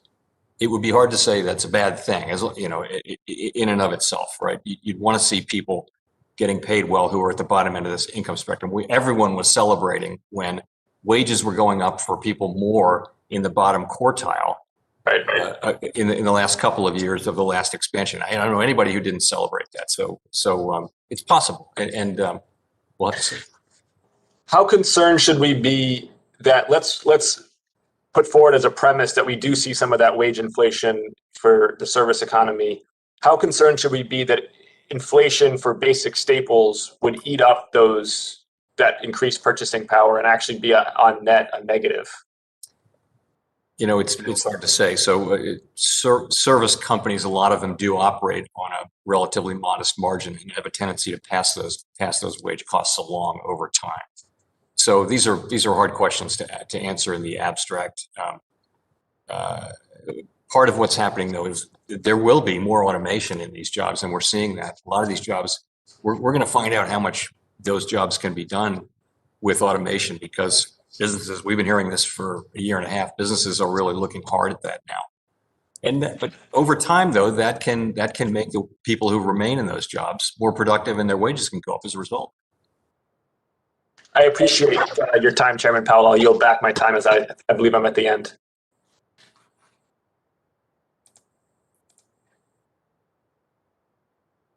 Thank you very much.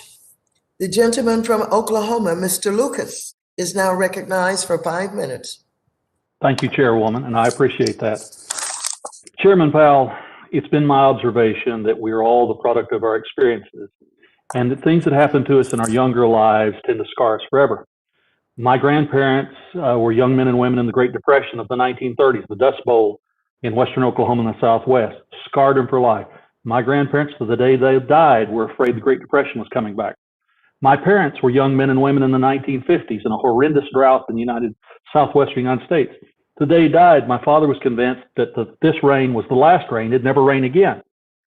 I was a beginning farmer and a college student in the 78-82 period when we went through the last, what I would describe almost as superinflation spike coming out of the Carter years, and when your predecessors decided to strangle inflation out of the system. It was really hard on me and a lot of people across this great country. So like my parents and grandparents, as I see this 5.4% year over year number in the June consumer price indexes, I'm nervous about this. When I borrowed cow feed money in 1981 at 21%, that made an impression on me. So I guess my question to you is, I'm nervous. How much longer can we sustain numbers like this before you become nervous?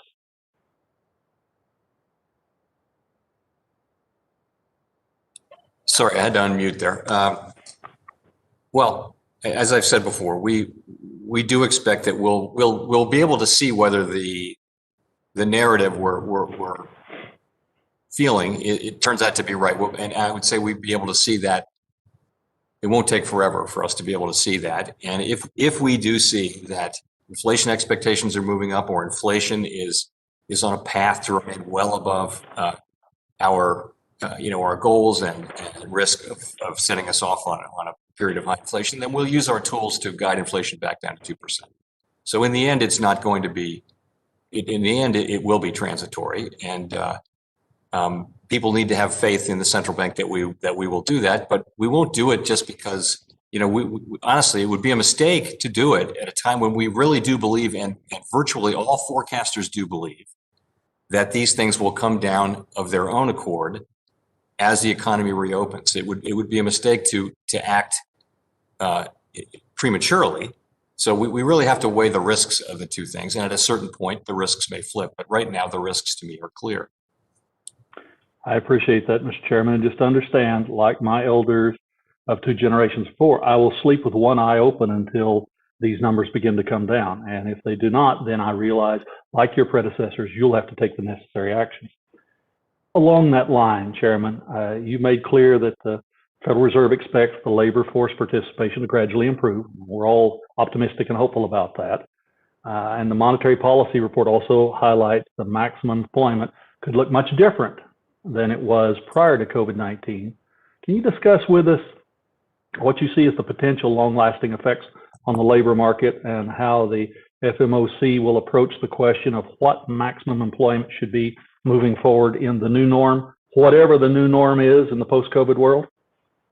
Sure. So I would say that patience will characterize our approach on that. But what we saw at the end of the last expansion was people staying in the labor market more than would have been predicted by the numbers.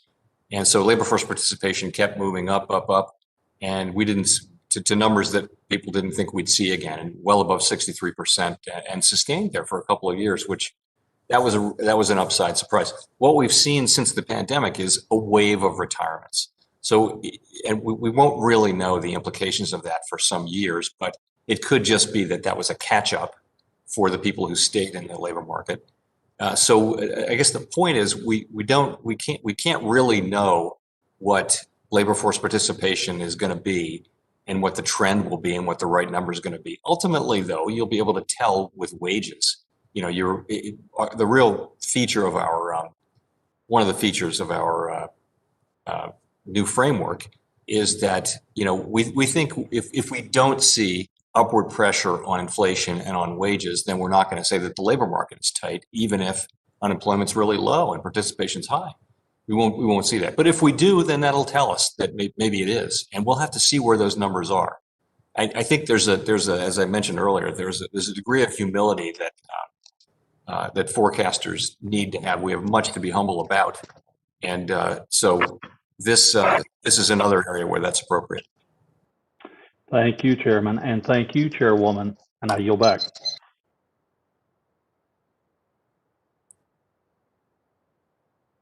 Gentlewoman from New York, Ms. Cortez, is now recognized for 5 minutes.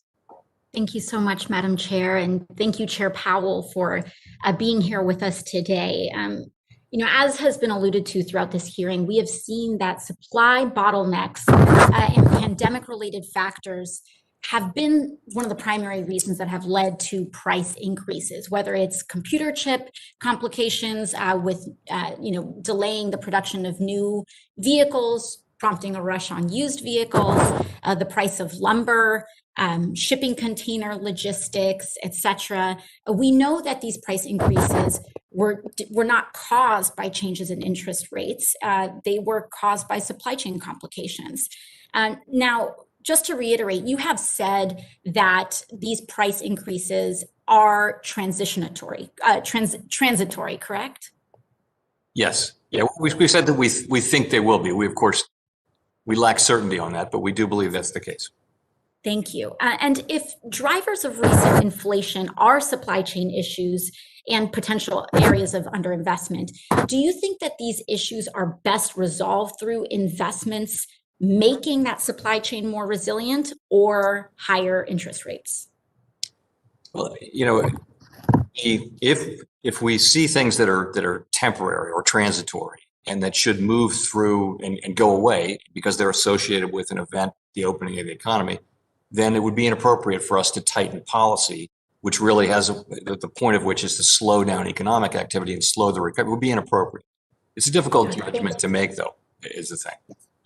Thank you. And recently, the BLS reported that the first 3 months of 2021 were the best quarter of wage growth since at least 2001. Now, my concern, to be frank, is that, you know, a misplaced diagnosis playing out with inflation could cause the Federal Reserve to prematurely raise rates and constrain wage and employment gains that have been beneficial to millions of Americans. This means that, you know, if we do take that step back, millions of Americans, especially marginalized communities, will be left with limited opportunities to be employed at an adequate and livable wage. In fact, the FOMC is projecting multiple interest rate increases before the end of 2023 and before they project achieving the pre-pandemic unemployment rate. And at the June FOMC meeting, the median FOMC members' projection of the longer run unemployment rate was about 4%, correct? Yes, that's right. Now, yet before triggering the pandemic, the unemployment rate reached, or rather before the pandemic, the unemployment rate reached 3.5% without triggering inflation, correct? That's right, yeah. And in fact, in 2019, despite some pickup in wage growth, especially at the bottom, there didn't appear to be signs of the economy overheating. And as you said in November 2019, that the benefits of long expansion are only now reaching many communities, and that there's plenty of room to build on the impressive gains achieved so far. So if indeed there was still room to expand in the months before COVID, that suggests that with time, the economy can return to a trend of GDP and employment above the one it was experiencing before the crisis. Now, do you believe this to be the case? Do you believe that the long-term, longer run implies that 3.5% is too low? And do you think that we will be able to reach lower unemployment and higher labor force participation levels than the pre-pandemic ones? Oh, I have every reason to think, and I do think that we'll be able to get back to 3.5% unemployment. Participation is very much affected by the population, so that's a question. I'm quite sure we can get to high levels of participation again. Okay, thank you. And to disaggregate a little bit of kind of this line between monetary and fiscal policy, what we saw was that the World Bank recently summarized estimates from market forecasters that the United States may be the only country that will leave the pandemic with higher GDP than pre-pandemic projections had estimated. It's an enormous success, and that is GDP will actually be higher as a result or after COVID and our response to it. You say that some of the fiscal policy interventions like the American Rescue Plan, stimulus checks, et cetera, played a role in that outcome? Oh, yes, I think so. The forecast of many is that we will be, by the middle of next year, we'll be above the prior trend, not the prior level, but the prior growth trend, which is an incredible achievement. And I attribute it to the CARES Act and the fiscal policy that went so far, so fast. I think we'll in history get a lot of credit. Thank you very much. Thank you. The gentlelady's time has expired. The gentleman from Texas, Mr. Sessions, is now recognized for 5 minutes.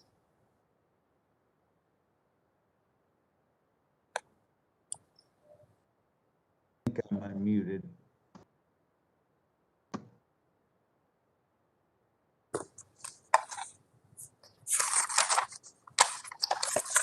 I'm not hearing Mr. Sessions.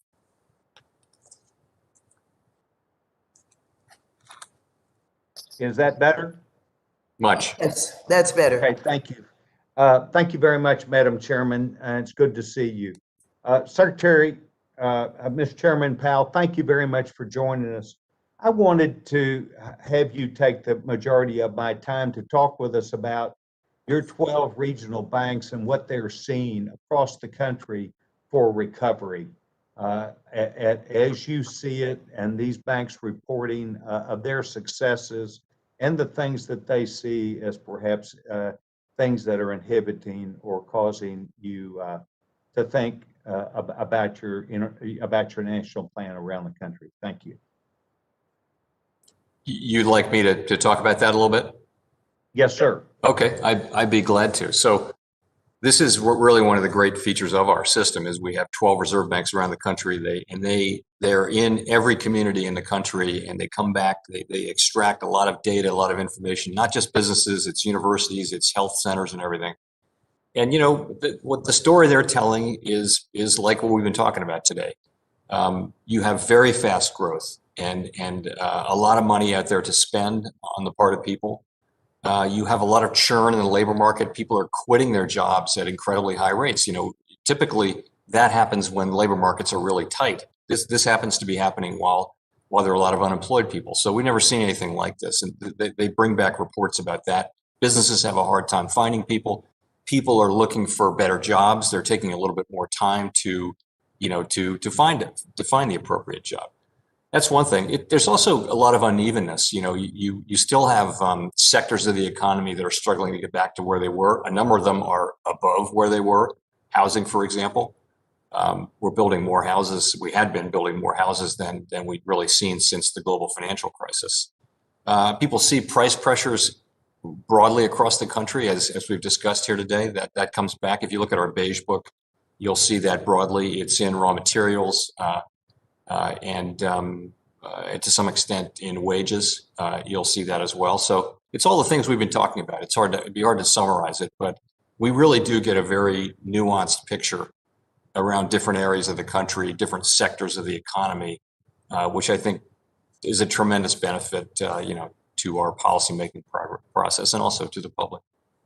I hope that's helpful. So Texas, that I represent, was the first city in Texas to get back to its employment rate pre-COVID. And it was done through a series of things, but I think mostly because people really did not have an opportunity to have an underpinning of money that was coming in. They had to go to work. We're not a big government town where people get out and work. And I want to join my colleagues in saying, first of all, thank you for taking time to be before the committee today again.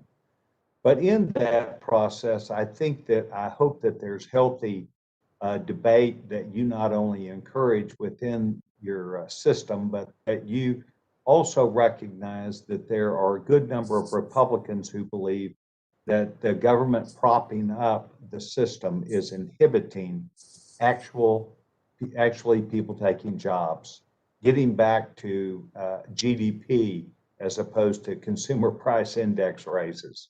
And that we really see that the short and long-term answer would be people getting jobs, going back to work, schools reopening, the success of not only the marketplace, but the stability of America as we have known her.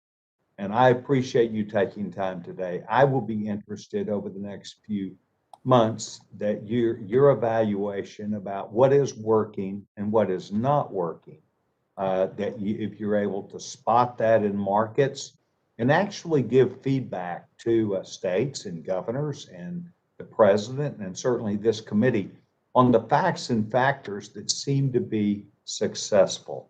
I think that success that you've said today is getting us to a 2% inflation rate. I don't have any problem with that at all. I could buy that. But getting to necessarily us because we want to say somebody wants a better job, but we have record numbers of people leaving. I think we need to point to successes. And I hope one of those factors is also employment. I want to thank you for taking time. And Madam Chairman, I would yield back my time. Thank you very much. The gentleman from New York, Mr. Torres, is now recognized for 5 minutes. Thank you, Madam Chairperson. Mr. Chairman, thank you for being with us. I have a few questions for you based largely on a recent New York Times op-ed written by Karen Petro. In the op-ed, Ms. Petro points out that lower interest rates benefits those with assets rather than those with savings, thereby deepening inequality. Do you agree with that assessment? No, I don't agree with that assessment. So the bottom line with interest rates is that low interest rates support a strong labor market. They support demand and they support a strong labor market. And you saw this during the course of the last long expansion, a very strong labor market. And all of the people that we talk to many, many people out in the country, who either live in or represent low and moderate income communities or both. And they never come in and say, wow, you really should raise interest rates because you're increasing inequality. Literally never hear that from them. What we hear is they really like our policy. They like our focus on maximum employment. To say you want to focus on maximum employment is that goes in the direction of having a supportive monetary policy. So that's really what I would say to that. Wealth inequality is something that goes up, by the way, over the course of a business expansion, because people who own homes and businesses and stocks and bonds and things like that, as the economy is healthy for a period of 10 years, they're going to benefit in their wealth. Does anyone seriously argue that we should try to stop that from happening by raising rates at the cost of putting people at the bottom end of the income spectrum back to work? No, of course we wouldn't do that. So I think we're doing the right thing with what we do. And, we're ultimately giving people a shot to get a good job and get a good wage and accumulate that wealth. I'm going to quickly interject. So in the same op-ed, Ms. Petro points out that companies are taking out cheap debt not to finance investments in infrastructure and workforce development, but rather to finance larger profits and stock buybacks. What's your response to that argument? You know, I think businesses make rational decisions generally about what they should invest in and when they should give money back to their shareholders. What that has to do with monetary policy is not clear to me. I see an economy that created 3.5% unemployment and wage gains for the lowest paid people over the last 2 years or so of the last expansion, and all of that in the context of low interest rates and accommodative monetary policy. So I guess I'm just not seeing that. And I know the Fed has a statutory obligation to promote price stability and maximum employment. What are your thoughts on the relationship between monetary policy and inequality? What do you take to be your obligations with respect to wealth inequality in America? We don't take inequality as a mandate. We think we can. We have these disparate outcomes in the economy over the years, which have frankly, in some cases, gotten worse. And we see those as weighing on the potential for the economy. I think everyone does. If you don't have a chance to take part in contributing to and then benefiting from the economy, then the economy is not all that it can be. Now, what can the Fed do? We can support maximum employment. That's what we can do. We can push the job market to a place where, consistent with our price stability obligations, where jobs are widely available. Really, though, we can't be the lead on that. That really, it's fiscal policy, education, and things like that are really going to matter much more over time than monetary policy. But I think it's appropriate for us to call it out and to use our tools as we can. And my final question before my time expires is about just the multifamily housing market. In New York City, we draw more than half of our revenues from real estate, and when real estate fails, it has implications for a wide range of actors. It has implications for tenants who suffer from deferred maintenance. It has implications for property owners. It has implications for local governments, which depend heavily on property taxes and sewer and water fees. And it has implications for the financial system that might have an interest in those properties. What role can the Fed play in shoring up multifamily properties and real estate in America? And that'll be my final question. Yeah, we really can't directly operate on that. I'd say what we do is we supervise banks who do lending, and we make sure that they have good risk management practices and conduct themselves professionally and with appropriate care in the loans that they make, and have capital to absorb losses should they happen. Thank you very much. The gentleman's time has expired. The gentleman from Missouri, Mr. Lukemeyer, is now recognized for 5 minutes. Thank you, Madam Chair, and welcome, Chairman Powell. It's good to see you again. Always enjoy our conversations. You've been asked a lot of questions today, a wide range of topics, and by the time you get to the end of the day here, it seems like everything's already been asked. I've got a whole bunch of questions here, and you pretty well got them all, so let me go back and kind of clarify a few things that I have on my end from the standpoint of concerns. I'm also the ranking member on small business, so these things affect small businesses as well, a lot of things you've been talking about today. And one of them that's really been quite harmful is this $300 unemployment benefit. This morning there was a Morning Consult poll that came out that said 1.8 million people turned down jobs due to the unemployment benefits. Recently there was another poll that said 40% can make more staying home than they can by drawing this benefit than they can by going to work. You indicated a while ago that you look at all the vulnerabilities. It would seem to me that this would be a vulnerability that you need to be factoring into your equations for the economy and the projections. Would you agree with that?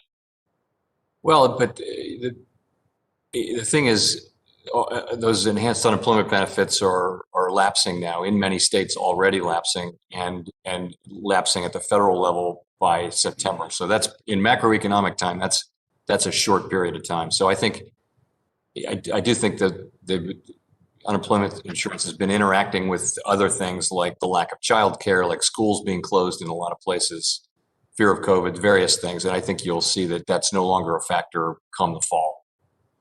It may take a while for things to. Well, I would agree with that, but I would agree with that, but I would hope that you would agree also that it is a factor right now in your projections when you see that some states, and in fact, I have an article right here from the Wall Street Journal just a couple of weeks ago that indicates that Americans are leaving unemployment rolls more quickly in states cutting off benefits. That's the headline. So it would seem to me that that would be an extraneous variable or vulnerability that you would be taking in consideration. So I guess that's just my point, is that small businesses are directly affected by this. The numbers of folks are staggering when you start looking at those sort of things with concerns that they have. I have another issue I want to talk to you very quickly on here with regards to the IMF. I don't know if you saw this article, but I saw an article today with regards to, it said that a Biden administration-backed international fund proposal to issue an unprecedented $650 billion worth of special drawing rights this year alone will also help reshape the international financial system. Would you like to comment on that? That seems to me, or have you seen the article, or are you aware of it? Or so I'm familiar with the issue, and it's very much an issue for the Treasury Department and maybe for you, but it's not an issue for the Fed. We don't have any role in that at all. Well, as the article goes on here, it talks about affecting the reserve currency status of the United States. So I would think that that would be a pretty important take on that for you, would it not? Yeah, again, the SDR issue is to do with funding the IMF. We are not, it would be hard to say that single action will be the thing that threatens our status as the reserve currency. And, we don't have, the Fed doesn't own own the reserve currency issue. That's an issue we share with other parts of the government as well. Just quickly, I know the Chinese are trying to economically compete with us. Would you say that they are trying to weaponize their economy against us to try and take us over? Would that be a fair statement? I would go so far as to say we certainly are in a strategic and economic competition with China, but ultimately these questions about competition with other countries are really for the government, for the administration, not for the Fed. Well, all due respect, sir, this morning this hearing is about monetary policy and the state of the economy. It would seem to me that things that would affect the economy, challenges to our economy, would be something to be talking about, especially when it's monetary policy. And it would seem that the Chinese, if our money and investment money is going over there to empower and help their economy against our economy, it looks to me like that would be something of interest to you, would it not? Those are issues that they're absolutely in the province of the Treasury Department and the administration and the Congress. You've given us powerful tools and independence and all that. And if we wander all over the landscape taking on issues that are really not assigned to us, then I'd have a hard time explaining to you why we should be independent. Okay. Mr. Chairman, I appreciate your conversation this morning. You're not really going to disagree on this one, but I think it is a very important issue with regards to our economy. Thank you very much, and I yield back, Madam Chair. Thank you. The gentleman's time has expired. The gentlewoman from Ohio, Mrs. Beatty, is also the chair of the Subcommittee on Diversity and Inclusion. She is now recognized for 5 minutes. Thank you so much, Madam Chair, for holding this hearing today, and to our ranking member. But also, let me just thank you to my friend, Director Powell. Thank you so much for being here and always being willing to reach out and discuss whether it's monetary policy or if we're looking at forecasting of what the future looks like on the state of the economy. First, I know you don't weigh in directly, but I think it's worth me noting that as I've been looking at the vacant seats, there is a vacant governor's seat at the Federal Reserve that has not been appointed yet. I know it's appointed by the president, but just a FYI to you, I'd like to see someone nominated with more diversity. We've had long and ongoing conversations about diversity. But today, I want to ask the question. We've heard a lot because of the pandemic, and as you stated in your monetary report, which I've had an opportunity to go through, thank you. We've heard a lot about housing costs, lumber, et cetera. But housing is so important to I serve on the Housing Committee, and purchasing homes has continued to have an upward trajectory, especially in cities in the Midwest like my city. And despite the strong housing market, the Federal Reserve has continued to purchase mortgage-backed securities by $40 billion per month. Can you briefly explain the Federal Reserve's thought process on the need for these purchases, and if these purchases will have any effect on the cost of housing? Sure. So we buy treasuries and mortgage-backed securities, and we really buy them for the same reason. We're not trying to. They're not intended to provide support directly to any industry, and including the housing industry.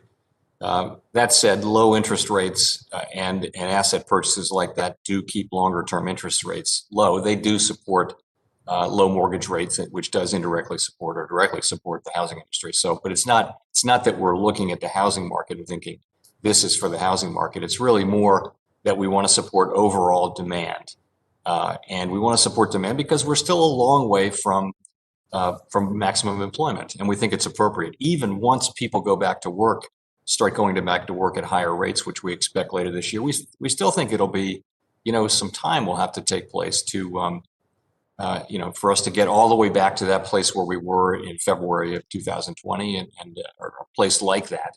That makes sense. So.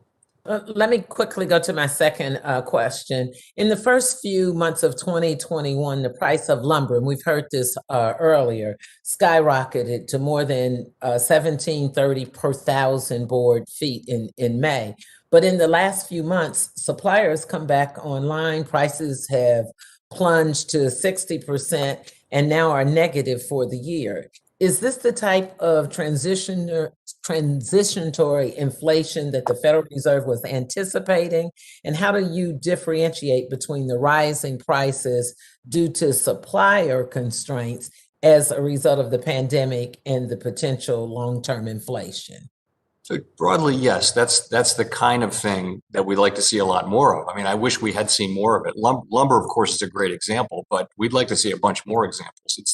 But it's the same story. It's a situation where there's a shortage, there's a lot of demand, supply can't react, prices go up.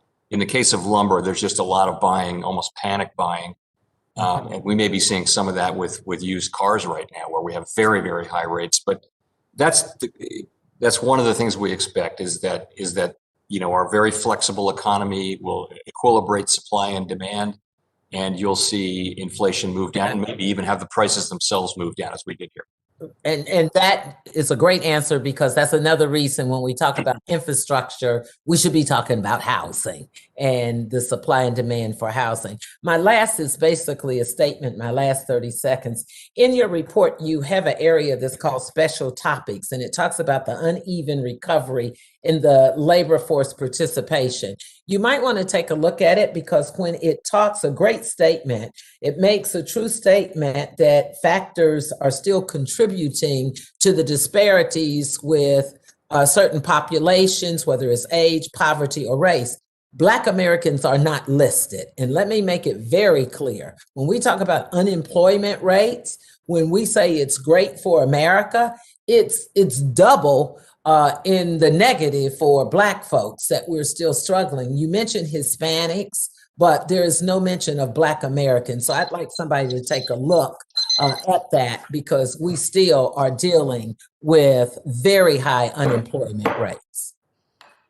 Thank you. Thank you very much. The gentlelady's time has expired. The gentleman from Michigan, Mr. Huizinga, is now recognized for 5 minutes.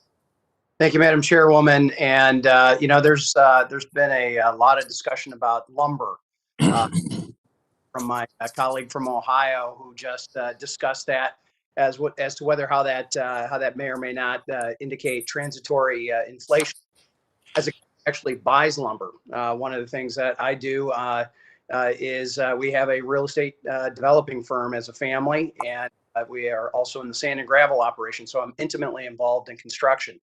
I can tell you that the lumber that I had to buy at the beginning of this year, which is currently building the home that is hopefully going to be occupied, was going to be beginning of August. Now it looks like it's going to be more like middle of September because of supply constraints, labor constraints, demand, all the things that are going on, I'm not going to be able to lower that price of that condominium because of current lumber prices. Those are baked in and fixed. And that's what I think a lot of my colleagues aren't really understanding the effects of what those price increases mean in the longer run. And at the end of the day, I wish I could. I wish I could go back and rewrite that contract. But when it's already stick and concrete in the ground and it's going up and it's got a roof on it, I can't do that. So that's going to be a problem that I think this administration is going to have to wrestle with. And Mr. Powell, I know you've had a lot of discussion about inflation today. I'm not going to dive too deep into it, but I needed to make sure that I lent my name, and as people are having the tally of who was bringing up inflation, I wanted to be one of those people. I didn't think I'd find myself in agreement with Larry Summers on some of his concerns about what's been going on with inflation. But whether it's Larry Summers or NFIB, which is saying that nearly half of all of their members, by the way, I'm also a member of NFIB, that they have had to do price increases, which are affecting their customers. We've got to keep an eye on inflation. And my parting thought on this is, what I'm afraid of is we won't know it's too late until, frankly, it's too late. And that is the problem with having such a retrospective look back when you're diving into those numbers. So you don't have to respond to that. You're welcome to if you would like to. But I do want to hit on LIBOR. This is something that has not been brought up today. You have been very committed in your support, as well as other financial regulators, of completing the conversion away from the LIBOR-based interest rate benchmarks. It's absolutely essential, I do believe, to provide certainty for those tough legacy LIBOR contracts, and you have expressed that in the past. You've also stated in previous testimony that although the secure overnight rate funding rate, or SOFR, will serve a significant part of the market, you said, quote, market participants should seek to transition away from LIBOR in the manner that is most appropriate given their specific circumstances, close quote. And I've heard from many financial institutions in Michigan and across the country that SOFR doesn't necessarily fit all of their needs for their various sized institutions. Last few weeks, we've heard rhetoric coming out of members of the FSOC about the need to put parameters about the choice that financial institutions have to determine which benchmark replacement works best for their institution, their customers, or their lending activity. And while I agree there needs to be a standard for a qualified labor replacement rate, I'm concerned that some of the most recent statements sound like the Federal Reserve and other U.S. financial regulators may be changing their previous views before this committee, suggesting that SOFR, a rate based on the repo market, a market dominated by the largest money center banks, should be imposed on every institution and borrower as a one-size-fits-all solution. So, Chair Powell, is the Federal Reserve's view that there should be a choice among qualified benchmarks as it relates to those regional and community institutions that believe there are more appropriate options other than SOFR, given their business model, lending activity size, and customer base? Yes, and I mean, honestly, I think we've been pretty clear on that. We think use of SOFR is voluntary, and market participants can use other suitable replacement rates if they see fit. So that SOFR needs to be put into legislation, or does there need to be more of that hard legacy escape and certainty on that? So I do think we need legislation for the hard tail, as you say. I think it would be appropriate to have SOFR in the legislation, but not as an exclusive thing. I mean, it's going to be the rate at least for capital markets and derivatives and things. It's not 60, it's 50. I look forward to continuing this conversation. I'd be glad to. Okay, thank you. Thank you very much. The gentleman from California, Mr. Sherman, who is also the chair of the Subcommittee on Investor Protection, Entrepreneurship and Capital Markets, is now recognized for 5 minutes. Thank you. I want to thank and agree with the ranking member. Our witness deserves a second term. I want to thank Josh Gottheimer for bringing up the importance of the state and local tax deduction. And Mr. Huizinga focused our attention on LIBOR and its great importance. And Mr. Chairman, I know you've testified just how critically important it is that we have federal legislation in that area. I do want to correct any misconceptions about the legislation that I'm proposing. It is not the purpose of the federal government to impose SOFR on any institution anywhere in the country that writes a good instrument and specifies whatever rate they want. I'm old enough to remember that most mortgages that were adjustable were 11th district cost of funds, if they want to, whatever they want to use. The question is, do we want to have a voluntary system where the instrument doesn't specify what rate to use? And if voluntary means, well, the creditor volunteers one rate and the debtor volunteers another rate, then my friends in the trial lawyer field will have a heyday. So the focus here is not to force anything on anybody if they draft an instrument that specifies what they want. But if they have an instrument that from which no one can determine what is the amount of interest to be paid, we need to provide that answer. We have to do it in a way that we are not indicating that SOFR is the standard to be used in instruments going forward. It is not the federal rate. It is not the preferred rate. It is not the rate that small banks will choose to use in many cases in their instruments in the future.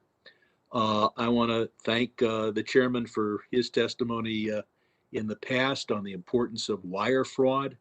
I'm disappointed that you're not moving toward a payee named system for wire fraud, but I'm pleased that you're looking at other ways to make sure that we don't have people who wire their money to account 1, 2, 3, 4, 5, thinking it's going to the person they're buying a house from, and instead it's going to a Nigerian prince. I want to applaud the Fed for consistently year after year remitting 50 or $100 billion to the federal treasury in effect profit.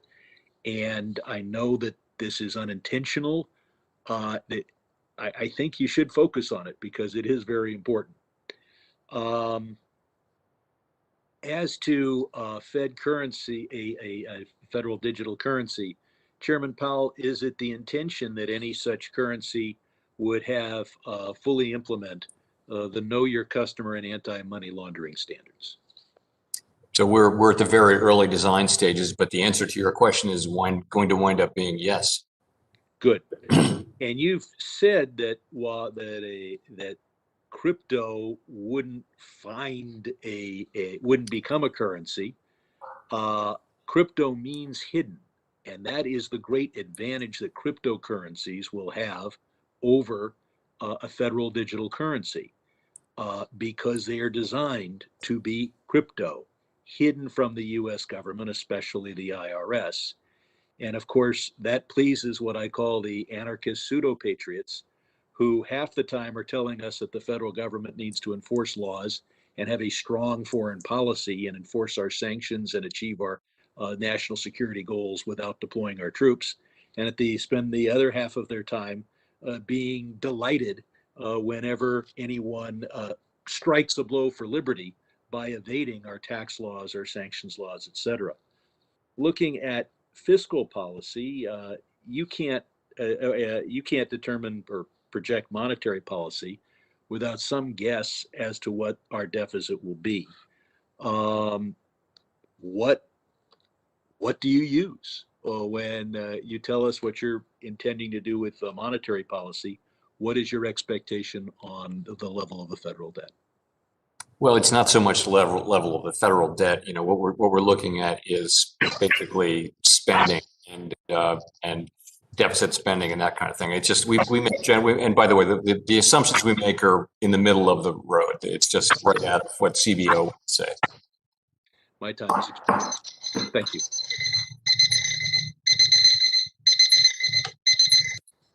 Thank you very much. The gentleman's time has expired. The gentleman from Kentucky, Mr. Barr, is now recognized for 5 minutes. Good afternoon, Chairman Powell. Good to see you. Thanks again for your leadership. I want to, inflation is the topic of the day. I want to talk a little bit about timing and communication of normalization with the backdrop of accelerating inflation. And I understand your position that some of this is transitory and supply chain bottlenecks that could work itself out. I also recognize the slight change in the inflation targeting framework that you're working under. But I do worry that if inflation expectations continue to rise, regardless of these supply chain issues that resolve themselves, that you could have a self-fulfilling prophecy and inflation could get away from the Fed. So my question is, given the fact that the FOMC has committed to communicating any shift in the pace of asset purchases well in advance to ensure market stability and clarity for market participants, I worry that these movements in CPI and other inflation metrics in recent months have proven to be pretty rapid and significant.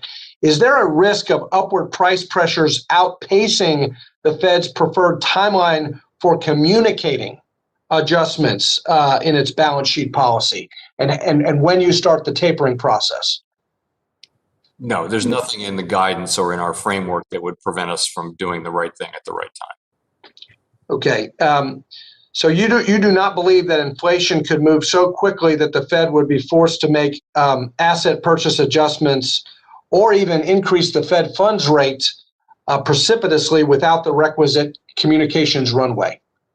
That's a separate question. I'm just saying we can deal with whatever happens with inflation within the context of our framework and within the context of our guidance. I don't expect the outcome that you're talking about, which would be very surprising if something like that happened, where we really had to move very quickly. It doesn't tend to work that way. But I think we're in a good position to move as is appropriate, no matter which way things go. You probably saw, Chairman, the Wall Street Journal article today, higher inflation is here. Chairman, the Wall Street Journal article today, higher inflation is here to stay for years, economists forecast.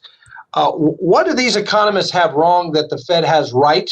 In other words, why is the consensus at the FOMC that, maybe with the exception of Mr. Kaplan with the Dallas Fed, that this is transitory as opposed to a sticky inflation? Why are these, in your judgment or the FOMC's judgment, why are these economists wrong? And speak to this issue about the self-fulfilling inflation expectations and why that's not a concern.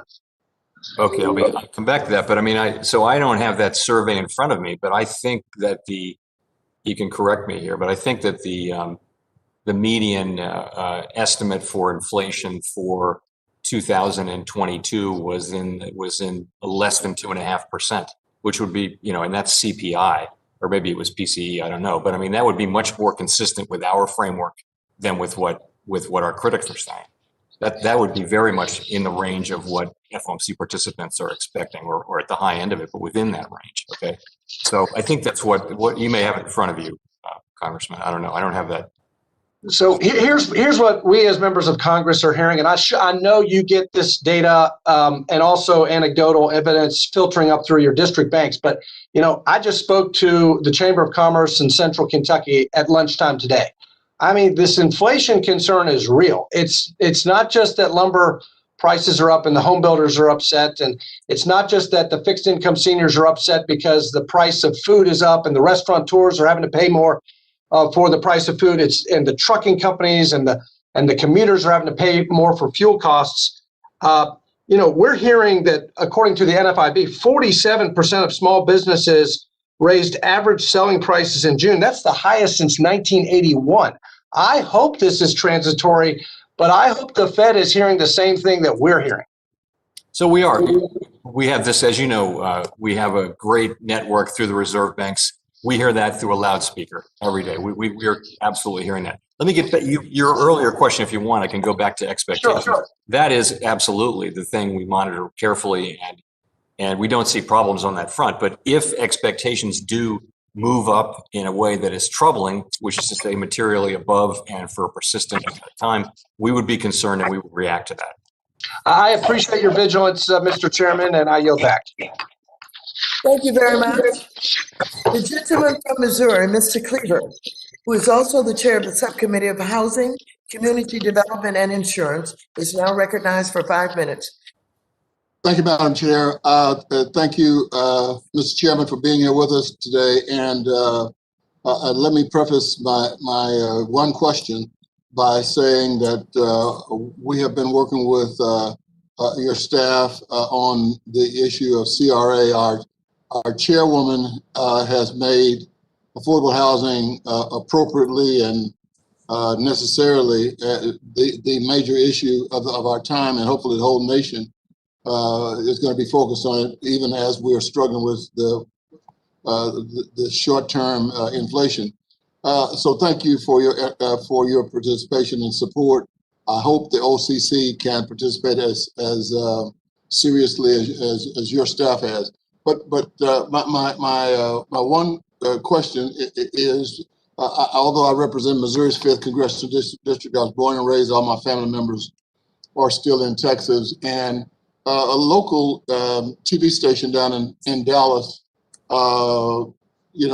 did an investigation, and it was very alarming because they found that the lack of banking services in low-income and minority communities in Dallas County, south of I-30. I don't expect you to be familiar with that, but the Community Reinvestment Act requires that banks draw assessment areas that meet the credit needs of entire communities. And this TV station, WFAA, found that 20% of banks in Dallas County, that is, drew maps that exclude all or parts of southern Dallas County. Southern Dallas County. And in one example, a bank in Dallas County was found to service all of Ellis County, where I was born. Eric, Summersville, Hood, Parker, and Tarrant, which is Fort Worth counties, but only the half of Dallas County above I-30. And so the Federal Reserve identified no evidence of discrimination. The CRA, though, requires that assessment areas contain entire counties, cities, or towns, and not arbitrarily exclude low to moderate income geographies. I'm just rambling on, but let me ask you the question, and that is, what more needs to be done to ensure that bank that bank assessment areas incorporate not only tracts where banks have significant activity, but also low to moderate income or minority communities within the same geographical areas where lower bank activity actually may reflect, not for sure, a legacy of redlining or discrimination in housing and in finance sectors. So I apologize for going on and on, but I needed to go through all that to get that question to you.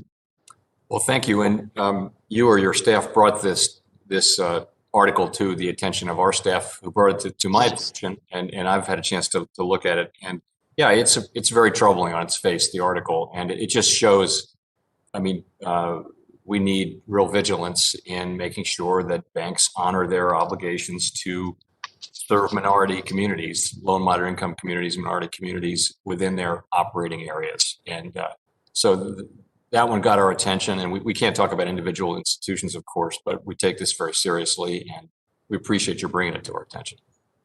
All right, thank you, Mr. Chairman. I yield back, Madam Chair.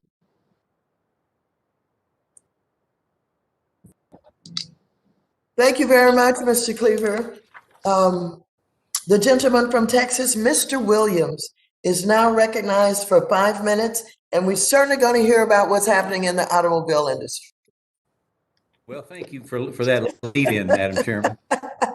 And, Chairman Powell, I'm actually sitting here in one of my car dealerships in Texas and listening to how used car prices are driving inflation, which they do, but I can't with that in mind, I cannot say that this is the very best time to trade your car in. You're going to get more than you ever thought you'd get. So, but it is an issue. The idea that used cars are appreciating is something that you would have never thought you'd said, but we're seeing it as we speak, and that is a truth. I want to thank you for coming today. And yesterday I had the pleasure of speaking with some Main Street American business leaders, of which I am one, as you know, and how they've been recovering from the COVID-19 pandemic in the Small Business Committee, where we talked to them.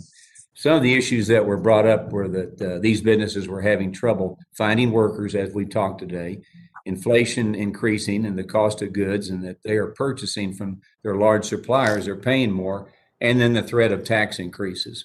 Now, one business owner in my district from Cleburne, Texas, which Congressman Cleaver knows where it is, reminded us that this isn't very complicated. Small business operate on very tight margins, and any increase in the tax rate is detrimental to the abilities to operate. So specifically, he mentioned that they were looking to plan out their capital expenditures for next year. They've already begun investing less, simply because of the threat of higher corporate and capital gains taxes coming in 2022. So I want to make sure that the factors that the Federal Reserve is tracking, which could be a drain on the economy, are aligned with what Main Street America's fears are that we're hearing from business people all over the country, and certainly in our state and our district. So Chairman Powell, as you look at the economic outlook of our small businesses and the country moving forward, can you talk about some of the factors that could be limiting growth that the Federal Reserve is paying attention to?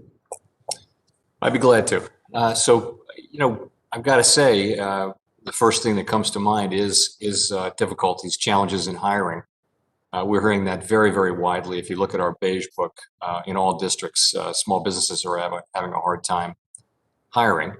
And it's, again, widespread, and we think that will abate, though, as the factors that I talked about today as being passing will be gone later this year, and we'll see a lot of hiring. That's one.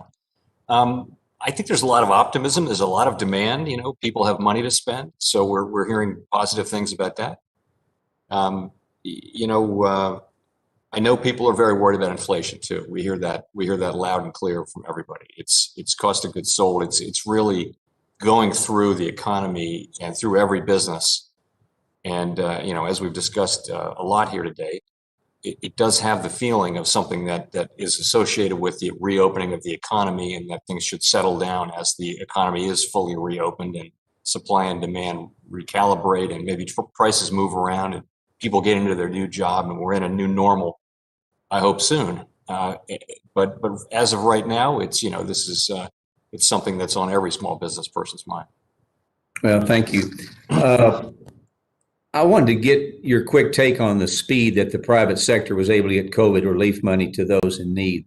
We've not seen the same success through the SBA's shuttered venue program, which created back in December, and still hadn't gotten out the money to many of these struggling businesses. So moving forward, do you think we should be looking to get the private sector more involved as we deal with distributing government aid?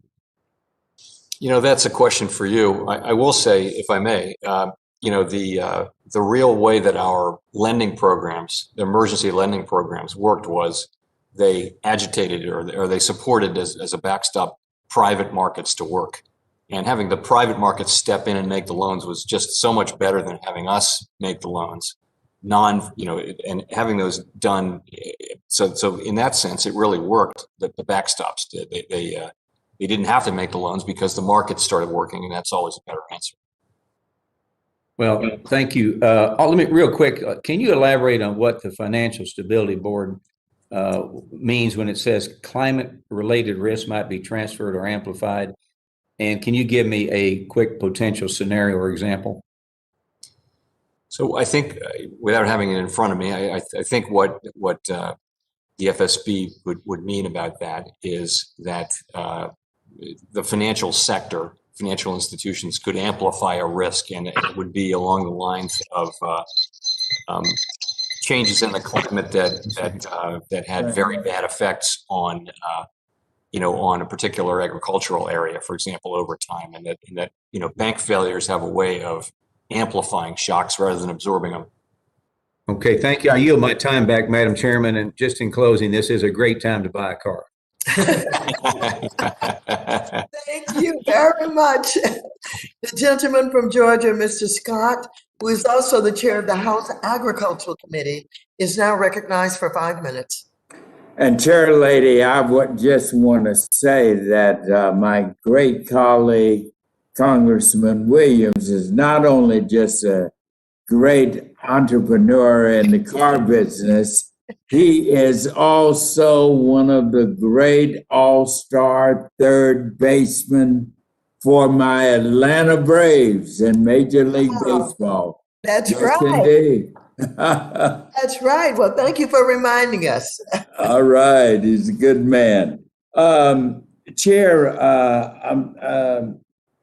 Powell, it's good to have you back.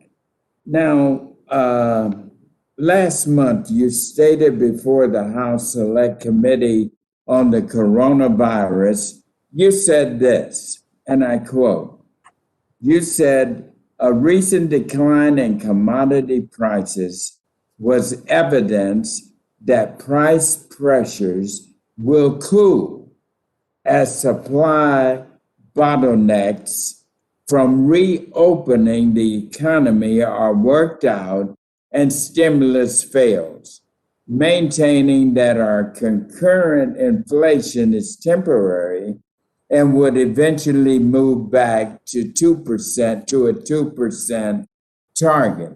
So I want to ask you, while there is no doubt that soaring prices for commodities have fueled a sense of optimism for our farmers, our agriculture producers, this growing season, given the volatility around the price of commodities, are your views on price pressures still the same today? So I would say, we continue to see prices come in and this week exceed our expectation. And that's not what we're hoping to see, but this latest CPI reading was above where forecasters thought it would be, pretty much all forecasters. So, but yeah, it's still the same story. It's still the same parts of the economy that are producing this inflation. It's a pretty narrow group of things that are producing these high readings.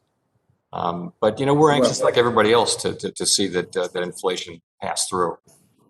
Well, thank you for that answer. And I agree that a return to a more stable inflation rate would be indeed advantageous to our economy. But as we know, the increase in commodity prices drives up consumer prices over the long term, even after inflation returns to normal. And unfortunately, wage increases will not keep pace, creating real hardship for people on fixed incomes, retirees, and many of our low-income households. So let me ask you this, considering how the incremental wage increases failed to keep pace with the rising cost of living, can you elaborate for us on what trends the Fed expects to see between commodity inflations and earnings, at least until we return to a 2% inflation rate? So we don't have any ability to forecast commodity prices any more than anyone else does. They do what they're going to do. Our expectation is that over time, the reopening of the economy will be a process that we go through, and that these imbalances that we're seeing will abate. And we hope that happens sooner. It's very difficult to say exactly when that will happen. It seems likely that it will happen, but the amounts by which inflation will move up and the timing of it passing through are very hard to predict. Well, how much time do we have? I mean, how much longer will we be in this thrust? I mean, you feel confident it will happen. What is your best estimate about when we will be back to normal? So I think we'll know before we get fully back to normal. I think we'll know generally whether this framework for understanding it is the right one. So we would want to begin to see more things like what happened with lumber.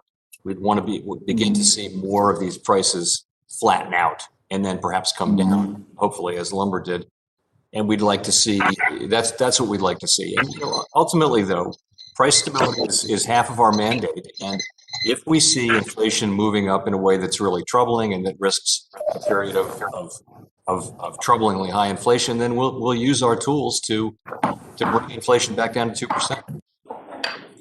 Thank you very much, Chairman, and you're doing a great job. Keep it up. Thank you very much. The gentleman's time has expired. The gentleman from Arkansas, Mr. Hill, is now recognized. Well, thank you, Madam Chair, and it's great, Chair Powell, to see you, have you back before the committee. All of our members really appreciate the chance to visit and seek your wisdom on all these topics. I do hope the Fed is right that this persistent inflation that we're experiencing, record high inflation for many, many years, is in fact transitory. Super important to that family here in Central Arkansas that only has $48,000 in median income, when they're all telling our offices that they're seeing such persistent and large price increases from their grocery cart to their gas to their home improvement projects. And it's a big difference for them than it is for some economist at the Federal Reserve that makes $175,000 a year and gets to work from home and doesn't bear all those normal challenges that a family here in Arkansas has. So I hope the Fed's committee is right that it's transitory.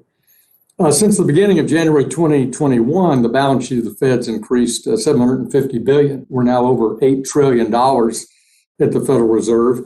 And as we've talked today, you continue to purchase about $120 billion in assets per month, $80 billion in U.S. Treasuries and $40 billion in agency MBS. Of the total balance sheet, that makes up about 29% of agency MBS and about 63% in the U.S. Treasury securities. Is that approximately right? Sounds about right. And Chair Powell, isn't it true that in the recent July monetary policy report outlined that the, quote, housing sector remains remarkably strong, close quote? Is that, I know you've testified some about housing today, but that's, you agree that's what the monetary policy report says? Yes. So given that acceleration in home prices that you and I talked about back in February when you were before the committee, and that vigorous expansion of mortgage lending, is it really necessary to be buying the $120 billion of assets a month, particularly as it relates to the MBS portion? What's the committee's logic in maintaining that MBS portion? So really, we look at the whole things that we're buying. It's treasuries and MBS, and they have roughly the same kind of effect on the economy. Neither of them, I mean, MBS maybe have very modestly greater effects on housing, and that's not why we were buying them in the first place. But as you know, we're in a process of looking at tapering those purchases. We had a meeting about it back in June. We've got another one in a couple of weeks. And, you know, if we continue to make progress toward our goal that we articulated last year, then you'll see us begin to reduce those purchases. I noted that Governor Waller, you know, made some comments after the recent meeting, saying right now the housing markets are on fire. They don't really need any other unnecessary support. Will that be taken into consideration as you look to that taper and the potential design of how one would taper? Yeah, I would say the timing and the composition of the taper are the two main things, along with whether we're meeting our goal of substantial further progress in December. Those will be in the conversation for sure. And help me with something that's a flow of funds contradiction for me. That is, we've got this massive, I know you don't refer to it as QE, so I'll be deferential to you, but this massive stimulus in buying $120 billion of securities monthly. And yet we've seen huge spikes in the Federal Reserve's reverse repos, which in turn drains that liquidity back out of the system, soaking it up. How does that make sense to a ordinary review? And I do think your description in the monetary policy report was good, but how does that make sense to the markets?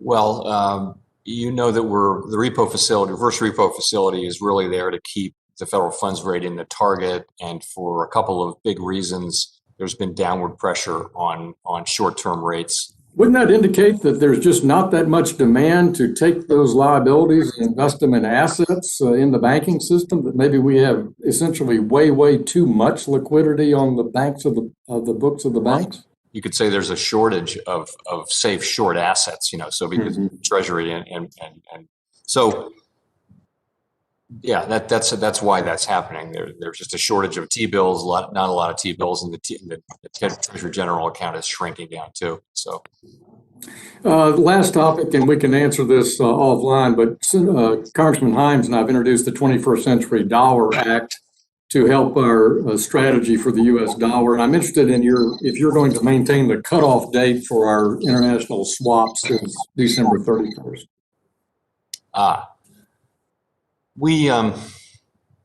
Those swaps really work. They did a great job. As you know, they were a fundamental part of our program to stabilize the global financial markets and dollar funding markets in particular, which are really important for our economy.